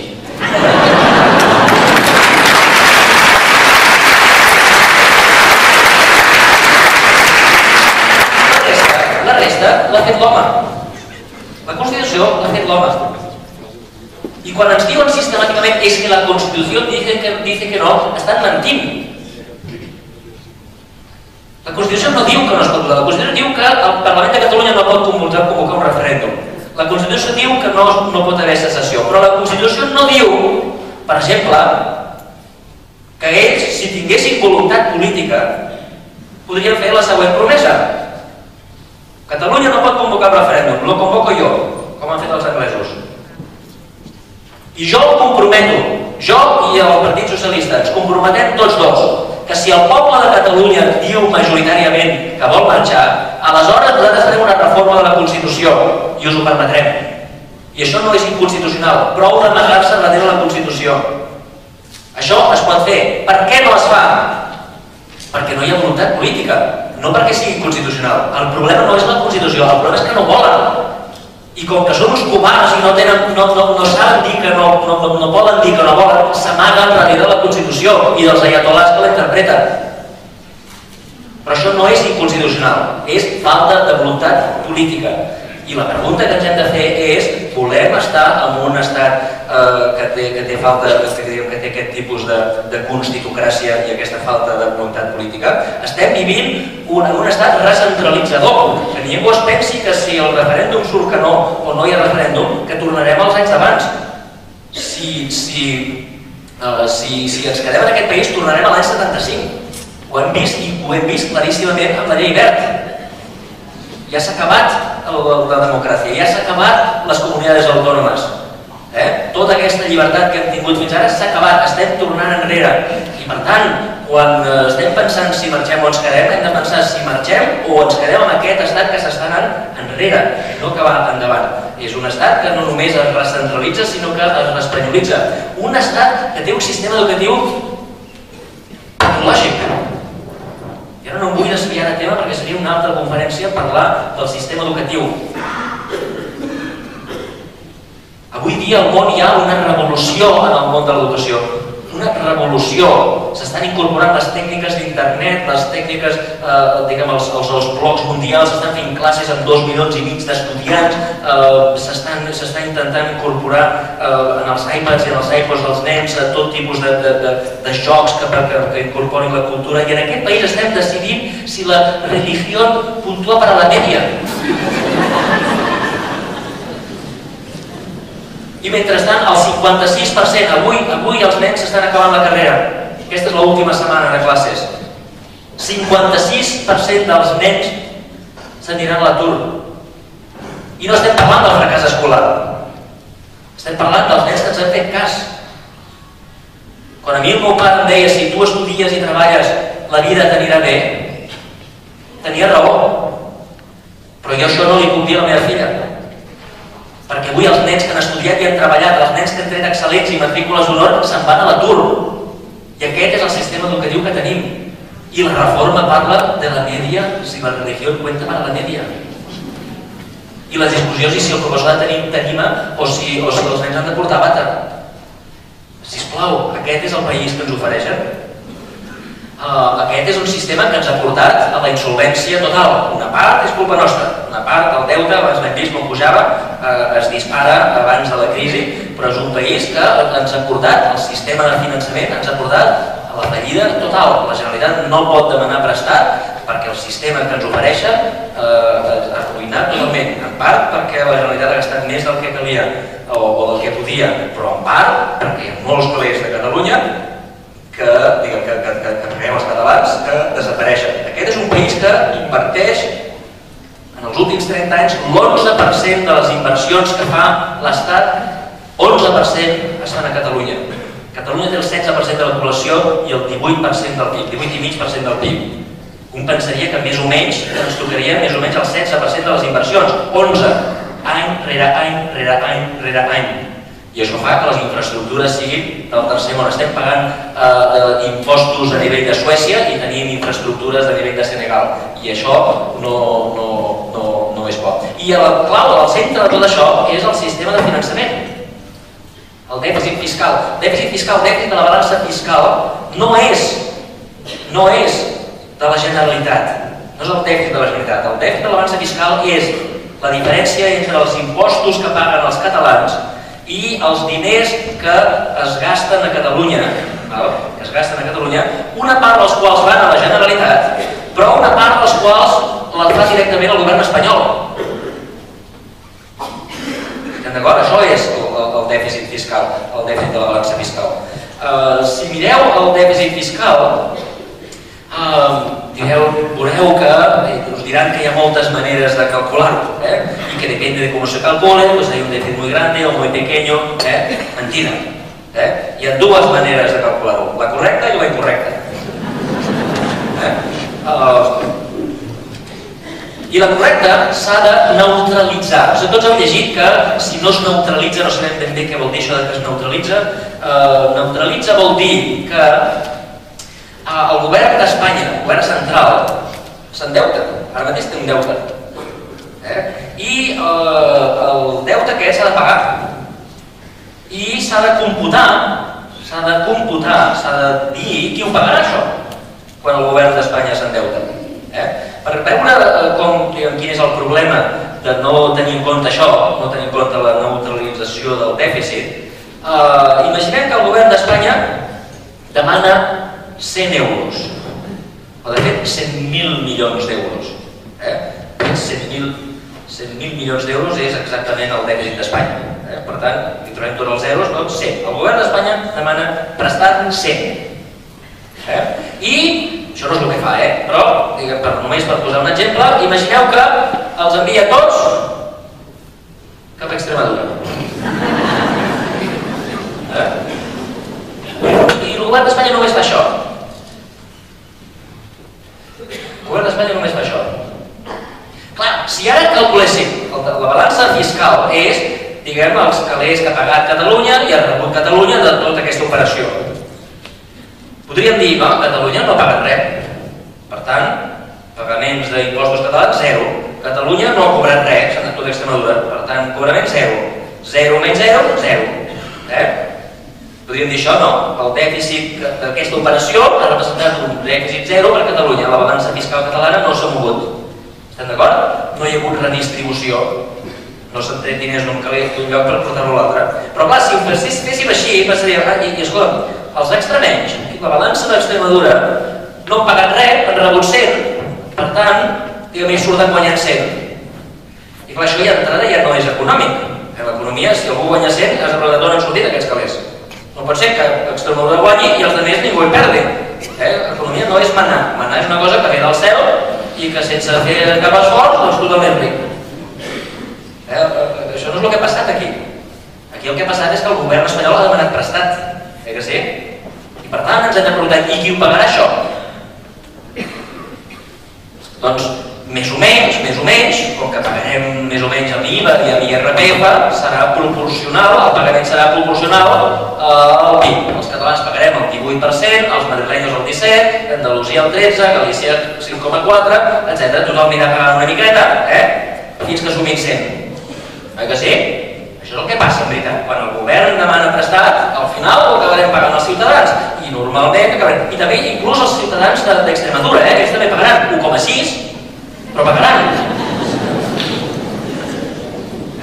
I tots aquests diners aniran tots cap a Madrid. Els pagarem nosaltres. Fixeu-vos, els catalans, els ciutadans, vosaltres pagareu el 18,4% de tot això, però tot això s'anirà a Madrid i Madrid agafarà i ho donarà a Extremadura. Ara ja suma, ara ja sabem d'on surten els calés. Extremadura surt guanyant 100, els altres surten perdent una mica cada un. I en particular nosaltres hem perdut 18,4. Estem d'acord o no? Doncs bé, tenir en compte això verd, tenint en compte això del fet que al final haurem de pagar aquest deute, és el que es diu neutralitzar el dèficit. Si no neutralitzéssim, diríem que Catalunya té 0 dèficit. Catalunya ni ha sortit guanyant ni ha sortit perdent. La relació de Catalunya i Espanya és fantàstica. No ens prenen ni un euro. És veritat que no ens han pres ni un euro? No, t'han fotut 18,4 euros, T'han fotut 18,4. I on han anat a pagar? A Extremadura. Estan d'acord o no? I li ha fotut 17,6 a Madrid, i 9,3 a Galícia, i 13 no sé quantos a Extremadura, han tret una mica de cada un i els han donat a Extremadura. Això és el que ha passat. I això és el que ha de reflectir la balança fiscal. I això, fer això, tenir en compte que encara que avui no ho heu pagat, avui encara no ho heu pagat això, però el fet que el govern s'endeuti ja immediatament vol dir que el deute el teniu vosaltres. I per tant, tenir en compte això és el que s'anomena neutralitzar el dèficit. És a dir, balança no neutralitzada, com és l'error de pensar que Catalunya té un dèficit 0, en realitat Catalunya té un dèficit de 18,4, perquè ha pagat, diguem, s'ha compromès a pagar 18,4 i ha rebut exactament de 0. Estem d'acord? Doncs bé, utilitzant aquest mètode podem fer els càlculs, que és la primera columna, dels diners que paguem als catalans i que no tornen. I veiem que, més o menys, en els últims anys, en els 2 últims anys, són els famosos 16.000 milions d'euros. 16.000 milions d'euros és la quantitat que paguem els catalans amb els nostres impostos i que desapareixen en un forat profund de Madrid i mai tornen. 16.000 milions no és el que paguem, paguem 75. Paguem 75.000 milions. Una part torna, però una part torna cap a la Generalitat, una altra part el govern fa inversions aquí, la Nacional 2 i algunes infraestructures, i la diferència, 16.000, és el que es queda. Estan d'acord? Si ho calculem com a fracció del PIB, surt una cosa fantàstica. Surt que més o menys sempre és el 8%. Sempre és el 8%. És com si a la vida hi hagués dues constants universals, la velocitat de la llum i el dèficit fiscal català. 8%. I vosaltres pregunteu, com pot ser? Com pot ser que sempre sigui el 8% quan cada 3 anys el partit que està manant se'n va cap a Madrid, negocia un nou finançament i tornen tots contents perquè han tingut el millor finançament de la història? Quantes vegades han tingut el millor finançament?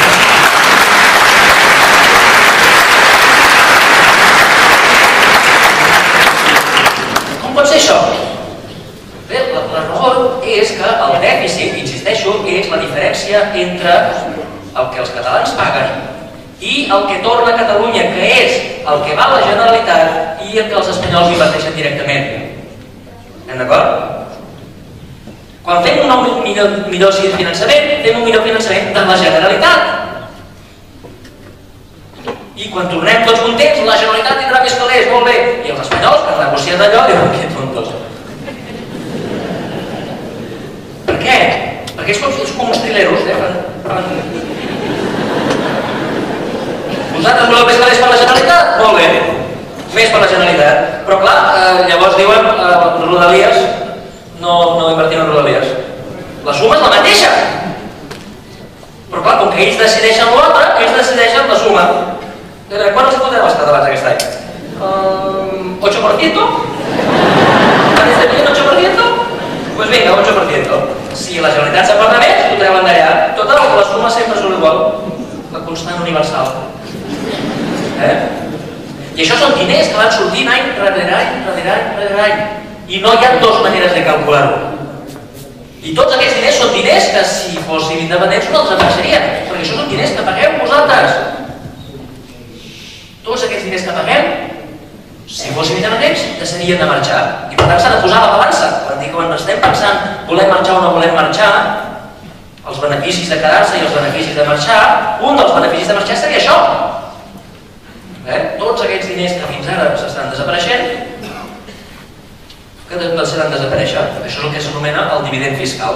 Un altre benefici de marxar, i amb això ja començo a acabar, un altre benefici de marxar és que a partir d'ara les decisions les prendria el govern de Catalunya. I no és veritat que els catalans estiguem especialment dotats per governar. No és veritat que els catalans siguem millors a l'hora de governar. No hi ha garantia que els governs catalans no estiguin plens de xorissos igual que els espanyols. La quantitat de xorissos per càpita, els xorissos estan uniformement distribuïts per tot el planeta.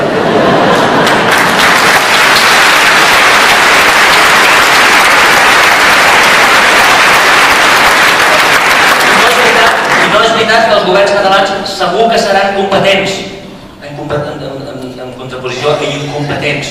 No hi ha cap garantia que els nostres governs ho facin bé. No hi ha cap garantia.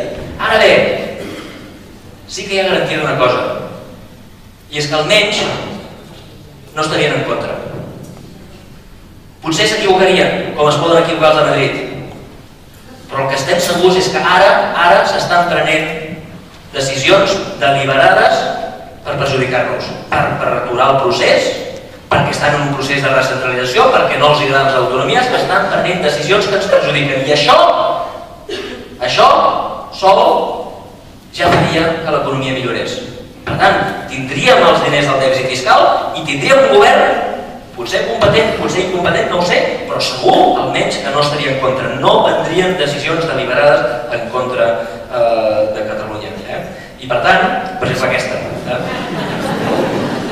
Tots veu veure el projecte aquest del corredor mediterrani, que de sobte van dir que tenia una paradeta a Madrid.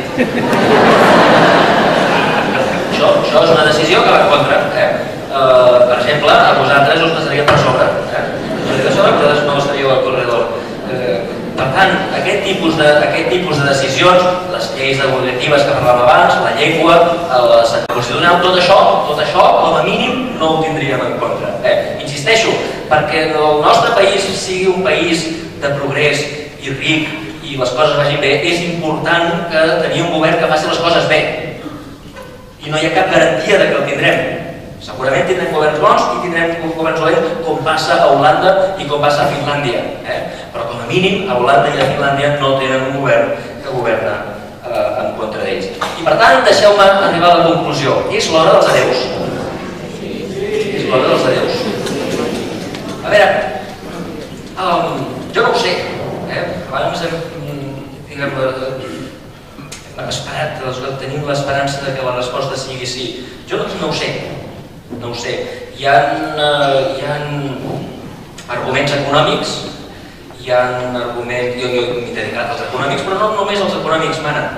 Els arguments econòmics són importants, hem de saber què ens passarà econòmicament o hem d'intuir què ens passarà econòmicament, però no són els únics. Abans hem parlat de la dignitat. La dignitat és important i ha d'estar a la balança. Hem de parlar de l'amor propi, dels sentiments. Hi ha gent que tindrà sentiments espanyols, hi ha gent que mirarà la seva història i dirà, ostres, em sap greu, hi ha gent que no, que els sentiments seran antiespanyols o molt catalans. Jo no en tinc ni idea, no en tinc ni idea, cadascú votarà. El que sí sé és que hem de votar. El que sí sé és que hem de votar. El que sí sé és que hem de tenir la llibertat de votar i de votar lliurement i amb tota la informació possible i sense tota la informació veraç i sense les distorsions de totes aquestes mentides. Hem de lluitar constantment perquè aquestes mentides no impregnin la població i la decisió que es prengui sigui una decisió equivocada perquè hem votat en condicions de falta d'informació o de falta de veritat. Al final del dia, al final de la pel·lícula, l'argument no és important. Quan ens diguin, escolta'm, és que hi guanyareu, que hi perdreu, ostres, per què et separes? Al final ha de ser una qüestió d'acord. Al final has de poder dir, mira, me'n vaig perquè em dóna la gana. I és igual la història, i són igual els números, i és igual... Me'n vaig perquè tinc aquest sentiment d'aquests de marxar. I quan arriba aquest moment, i la major part dels ciutadans, quan la major part dels ciutadans de Catalunya arriben a aquesta conclusió, mirant els números, sense mirar els números, simplement perquè tinc el feeling d'aquests de marxar, perquè em dóna la gana, aleshores sí que serà l'hora dels adeus. Moltes gràcies.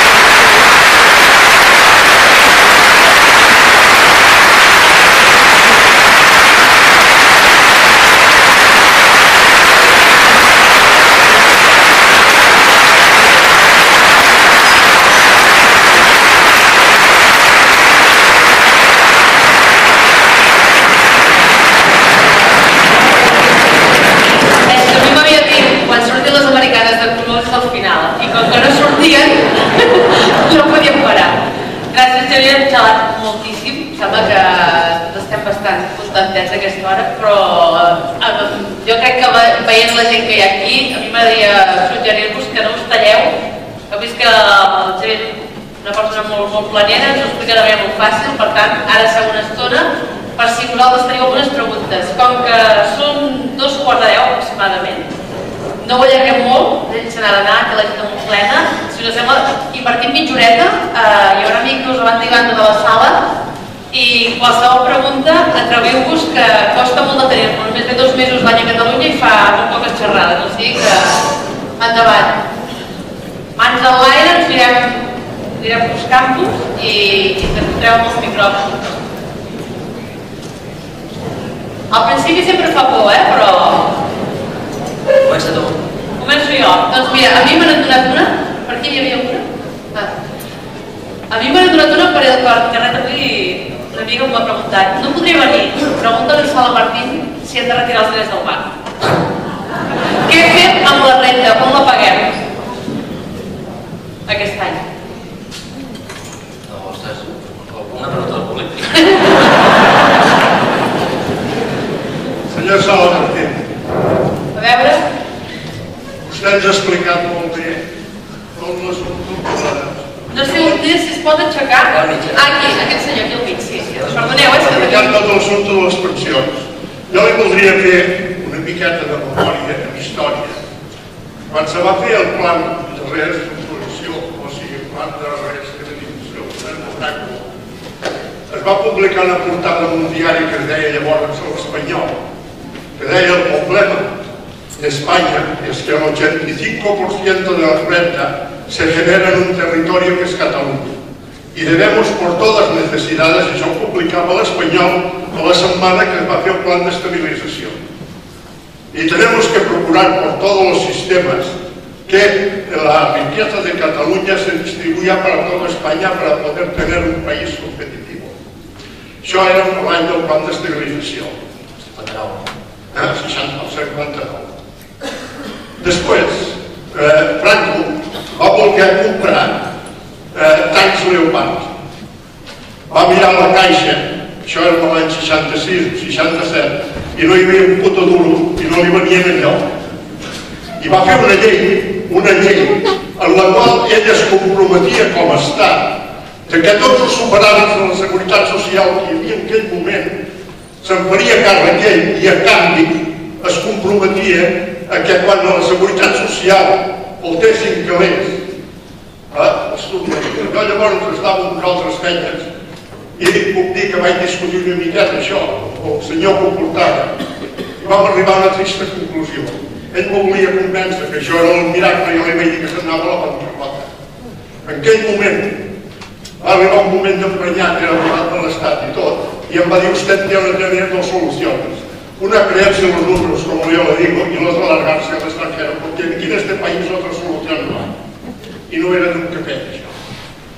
Ha vingut tot això, va vindre el plan d'estabilització. L'Estat s'està quedant tots els calés de la Seguretat Social i això s'ha de sobrepoder molt bé. Avui dia el dèficit de les pensions és que el 95%, per no dir el 98%, està en deute de l'Estat que en aquest moment no val ni per anar al vàter perquè ens enriqueria. Això és una prova bàsica.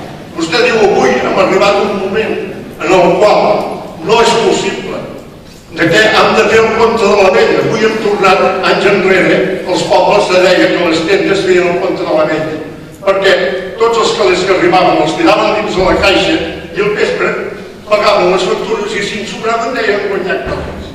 Avui hem arribat en aquest moment amb les pensions que fan aquesta història. Jo li voldria preguntar una cosa que vostè té facilitat de números i no els pot treure. S'ha preguntat algú avui dia el que mengen avui les pensions, perquè si no vaig molt mal equivocat, Astúries en aquest moment s'estan jubilant en 30 anys amb 3.000 euros de sou perquè allò és una zona d'interès deprimit perquè el carbó no val la pena treure. Vostè mirarà tots els que estan a les oficines del pare amb totes aquestes coses, quan s'han jubilat en quins sous, per què no s'estableix tots els que avui estan cobrant la funció del que han pagat amb els que estan cobrant de pensió? Això no ho sabrem mai, no costa res, només cal tocar l'ordenador que es pot saber de seguida. D'aquests béns han portat això. Quan sabeu el plan de Toledo es va reagrupar, van dir tots els que havien tributat aquells anys si anéssim a prendre collera que ja s'havia acabat, que llavors s'havia acabat.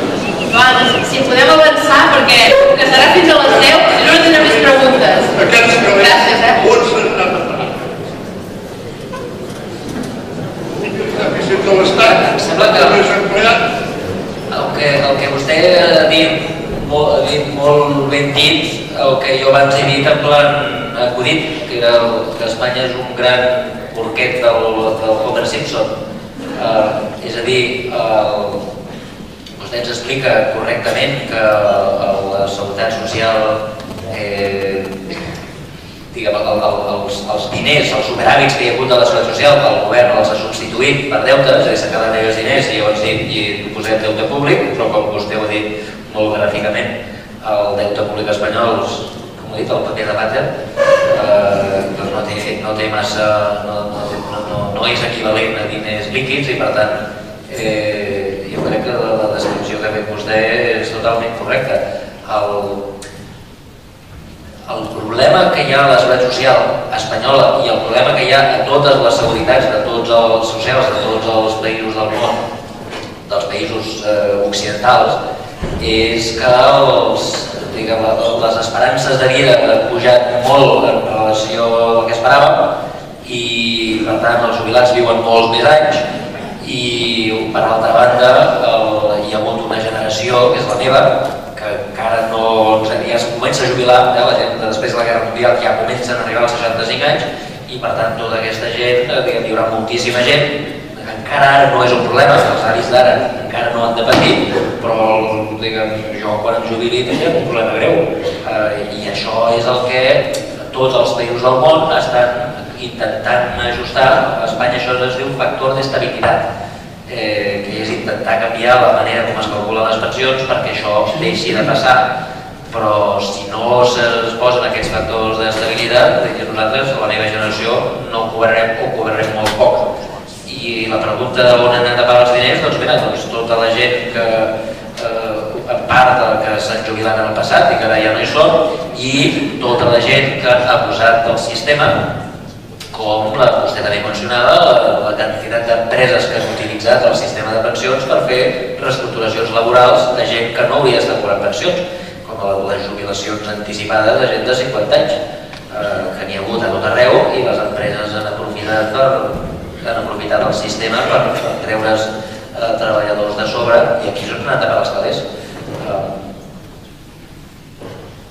La seguretat social espanyola, si no s'arregla, ara no pateixi vostè perquè ara no hi ha de moment problemes, tot i que segurament no li pujaran les pensions a partir de l'IPC com fins ara i per tant en termes de poder adquisitiu aniran perdent poder adquisitiu les pensions dels avis d'ara, però la gran reestructuració vindrà de cara al futur quan la meva generació es jubili, perquè no hi haurà calés, no hi ha manera matemàtica de pagar-nos les pensions a nosaltres. Hi ha una pregunta de cara al sí, permet. Jo em trobo vivint al Vic. No ho veiem? Aquí, sí, d'acord. Molt bé. Tinc un problema com vivim tots, com viu Catalunya i els que ens estimen. Aquest problema el tenim nosaltres. El problema té solució, molta solució. És la primera vegada descaradament que els catalans tenim la cosa a les nostres mans. Tenim la solució a les nostres mans.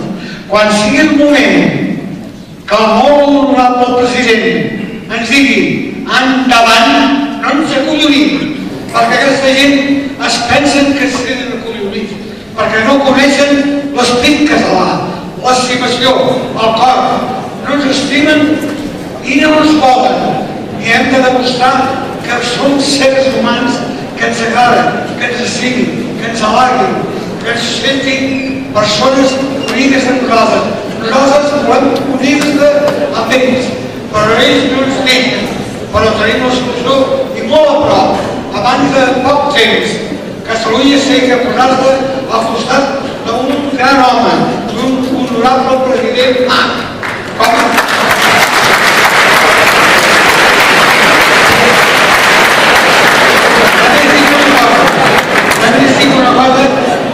si els catalans no ens fotem pinya en pinya, ben ajustat i pinya amunt, Catalunya la tenim que traure perquè és bona, és rica, és un país com que hi ha al món. Catalunya és una nació.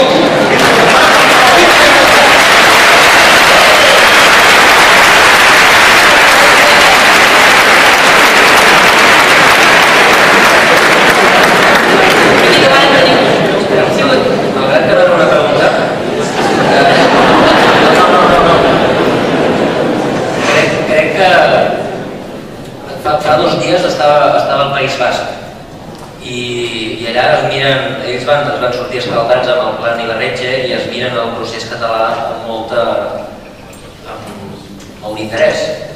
I quan els periodistes em van preguntar si jo creia que acabaria com el Plan Ibarretxe, la meva resposta és que no. La meva resposta va ser que no. I va ser que no perquè jo, el Plan Ibarretxe es deia Plan Ibarretxe. Hi havia un líder que ho portava i que per tant el que van fer els espanyols va ser tallar-li el cap al líder i s'acaba el moviment.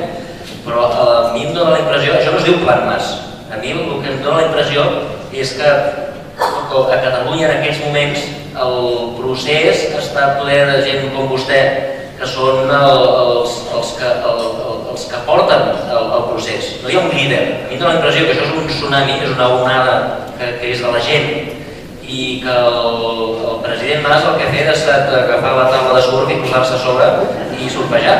Però si ell baixa de la taula de surf i intenta parar la onada, se l'emportarà. I si li tallen el cap al Mas, que és molt possible que li tallin, perquè quan s'apropi el dia de decidir hi haurà guerra bruta una altra vegada, no en tingueu cap dubte, però encara que li tallin el cap a l'Artur Mas, tindrem la gent com vostè i...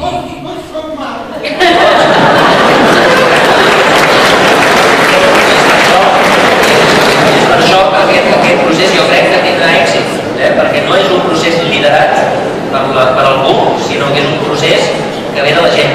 I per tant això serà molt difícil d'aturar. Si els partits polítics, si Convergència es baixa del carro i intenta aturar-ho, si el Duran Lleida intenta aturar-ho, se l'emportaran per sobre. Això no ho aturaran els líders. Això té vida pròpia i és gràcies a gent com vostè.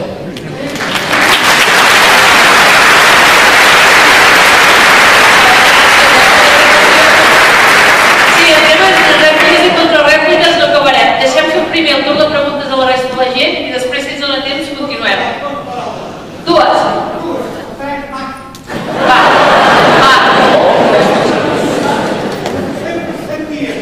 Que tenim un parell millor. Molt bé, aquí davant tenim. Gràcies, Un dels arguments que es fa servir també és que si ens independitzem, tota la inversió estrangera deixarà de seguir, les empreses l'endemà mateix plegaran i marxaran totes. Això ara que estem amb aquesta efervescència després de l'11 de setembre passat i tinguem en compte la inversió estrangera l'any 2012, que va ser Catalunya per sobre de Madrid, que va ser la capdavantera en inversió estrangera, la pregunta seria, això és creïble? Jo ja la sé la contesta, no? Però això es fa servir. És a dir, automàticament tota la inversió estrangera, aquestes empreses, aquesta indústria química, etc. que hi ha aquí, tot això desapareixerà perquè, esclar, ens quedarem a zero. És a dir, quina credibilitat podem donar a això? Zero. Que també s'ha sentit. Zero. Gràcies. Zero. De fet, jo crec que la raó, les empreses aquestes són una de les raons per les quals serà impossible que ens facin fora d'Europa.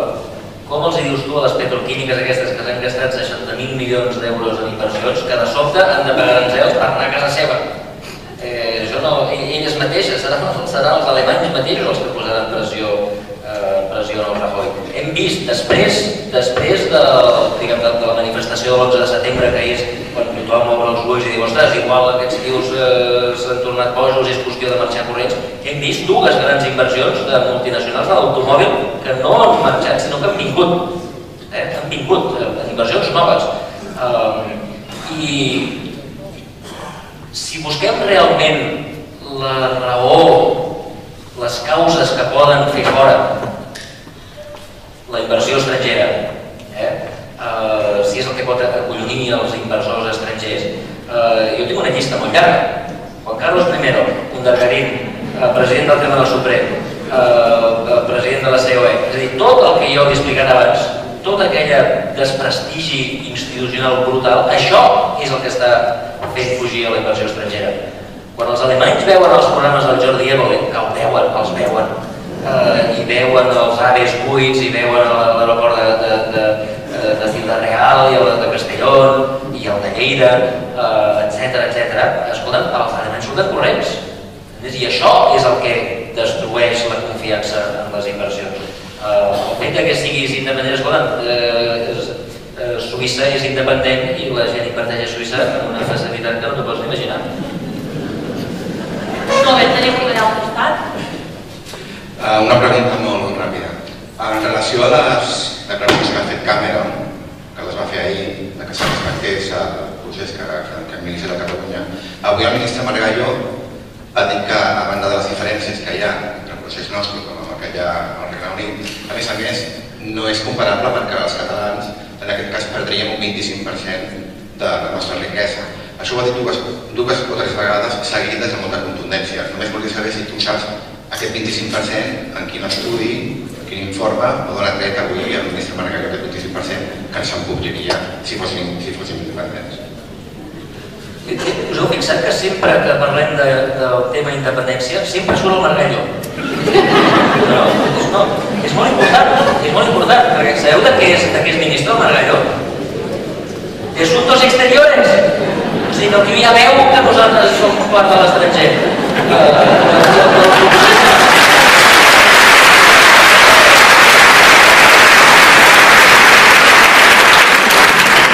Automàtic, no?, que sigui el d'Assumptes Exteriores.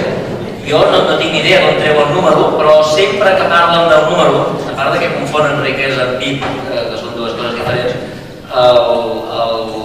l'estudi és aquell que us mencionava abans a Portugal, que és un article que va fer un professor de la Universitat Pompeu Fabra, que a part de ser un gran professor i un col·lega meu, tot s'ha de dir, també és del Partit Ciutadans.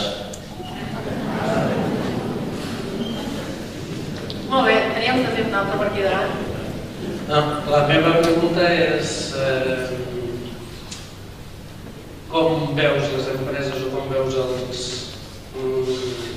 en quins sectors ens podem... Jo tinc clar una cosa, no? Que ara sembla que portem una càrrega molt pesada a l'esquena, però en quins sectors ja hem de començar a intentar que siguem independents? Amb la química, amb l'agricultura, amb el turisme... Com estem preparats per a vendre el món? Veus les empreses preparades amb la magnitud, potser si hi ha unes empreses... Estem preparats per a competir amb el món?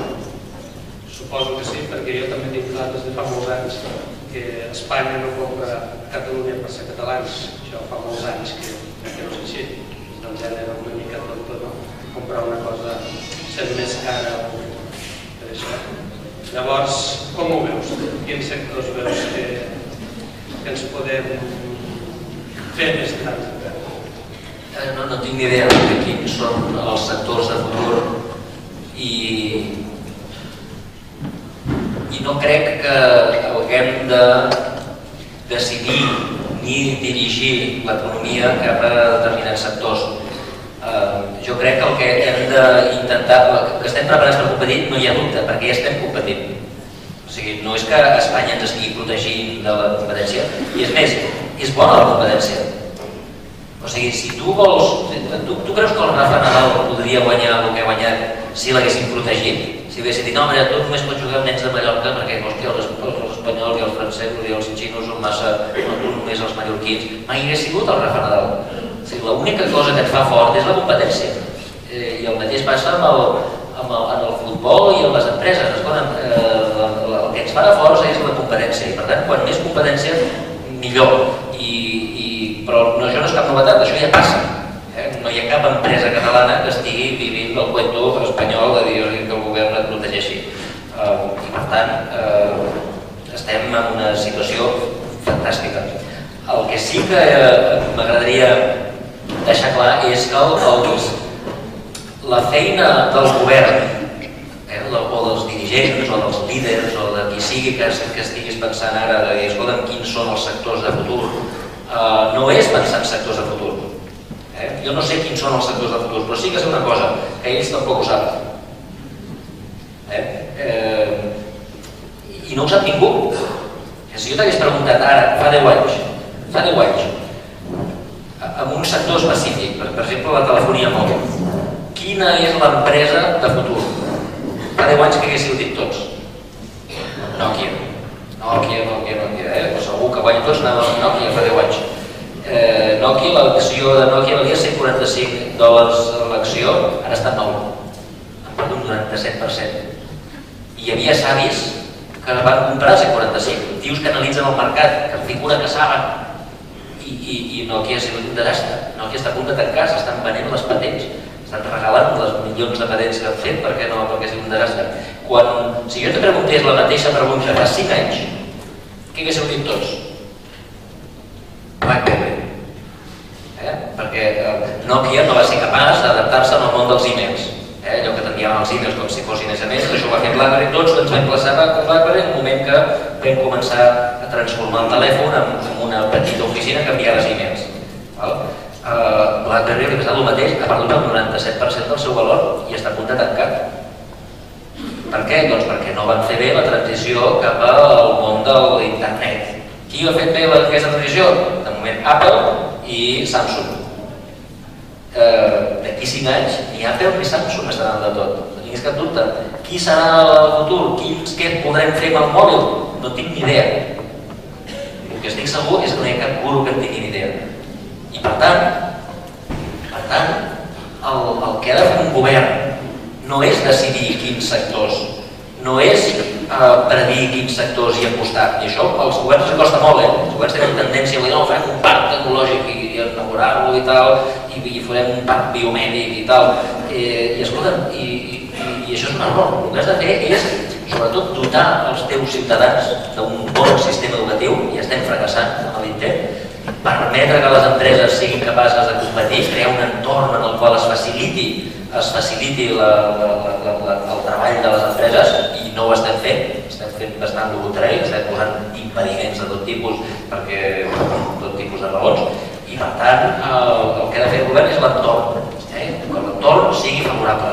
I un cop l'entorn és favorable, escolta, que sigueu els empresaris els que decidiu si l'economia va cap als mòbils, cap a la biotecnologia o cap al fuet. Diguem, Califòrnia, l'explotació número 1, la principal producció de Califòrnia, que és la cuna del Silicon Valley, tots els gurus de les altes tecnologies que estan a Califòrnia, és la cuna de Hollywood, és la cuna del turisme, de Disney i tot això, però la principal indústria de Califòrnia és l'agricultura, el vi, el tomàquet, el ketchup, i per tant, escolta'm, deixa que els ciutadans portin l'economia cap a la catalana que es vulguin, el que el govern ha de fer és crear l'entorn perquè això pugui passar.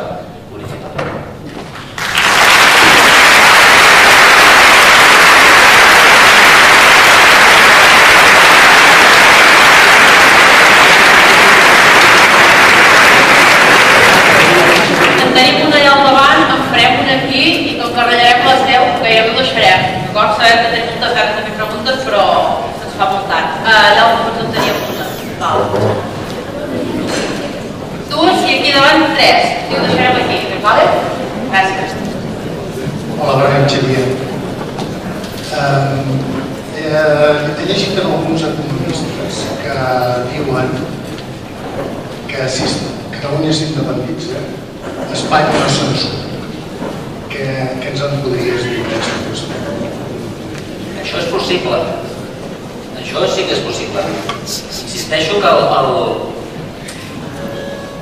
els dos grans avantatges de marxar, com hem dit abans, són, primera, el dèficit fiscal, 16.000 milions, i segona,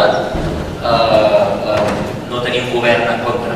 O sigui, tenir la capacitat de prendre decisions, que insisteixo, com acabo de dir en la resposta anterior, hem de ser capaços de prendre decisions intel·ligents, i això no està garantit. Simplement pel fet de ser catalans no vol dir que ho farem bé, però almenys no anirem en contra nostra. Però la primera part, 16.000 milions que no marxen, vol dir que des del seu punt de vista són 16 milions que no arriben. I 16.000 milions any rere any, acaba sent una bona quantitat de calés. I per tant, a ells els hi pot sortir bastant cara la nostra marxa.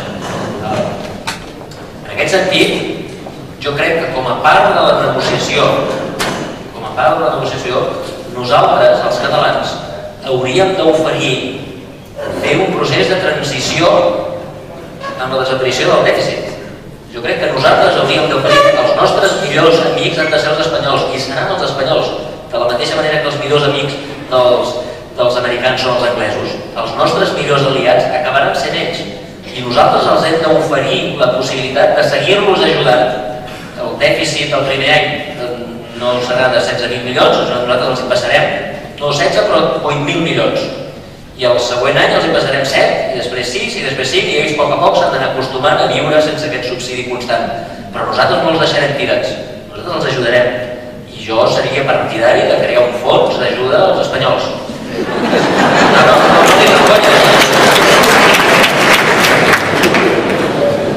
Un fons, i ha de ser part de la negociació, i ha de ser part del problema, perquè si ells veuen que perden molt, doncs quan ja s'aferraran i crearan problemes. Nosaltres els hem de dir, no, tranquils, ja us ajudarem. El dèficit, evidentment, desapareixerà al llarg del temps, però no serà d'un dia per l'altre. Us ajudarem a reduir l'addicció a poc, d'un dia per l'altre. I això jo crec que és important, ha de ser part del procés. Escolta, volem fer-ho amistosament. No crec que hagi de ser un procés de trencament radical ni d'odis, ha de ser una cosa natural. Com la dona que diu, escolta, és que ja no t'estimo, simplement me'n vaig. Per què te'n vas? Doncs mira, perquè em surten els nassos. No t'haig de donar explicacions, però vull fer-ho de manera amistosa. No vull ni que ens barallem, ni que els nens, o sigui, hem de fer-ho de manera civilitzada i intel·ligent.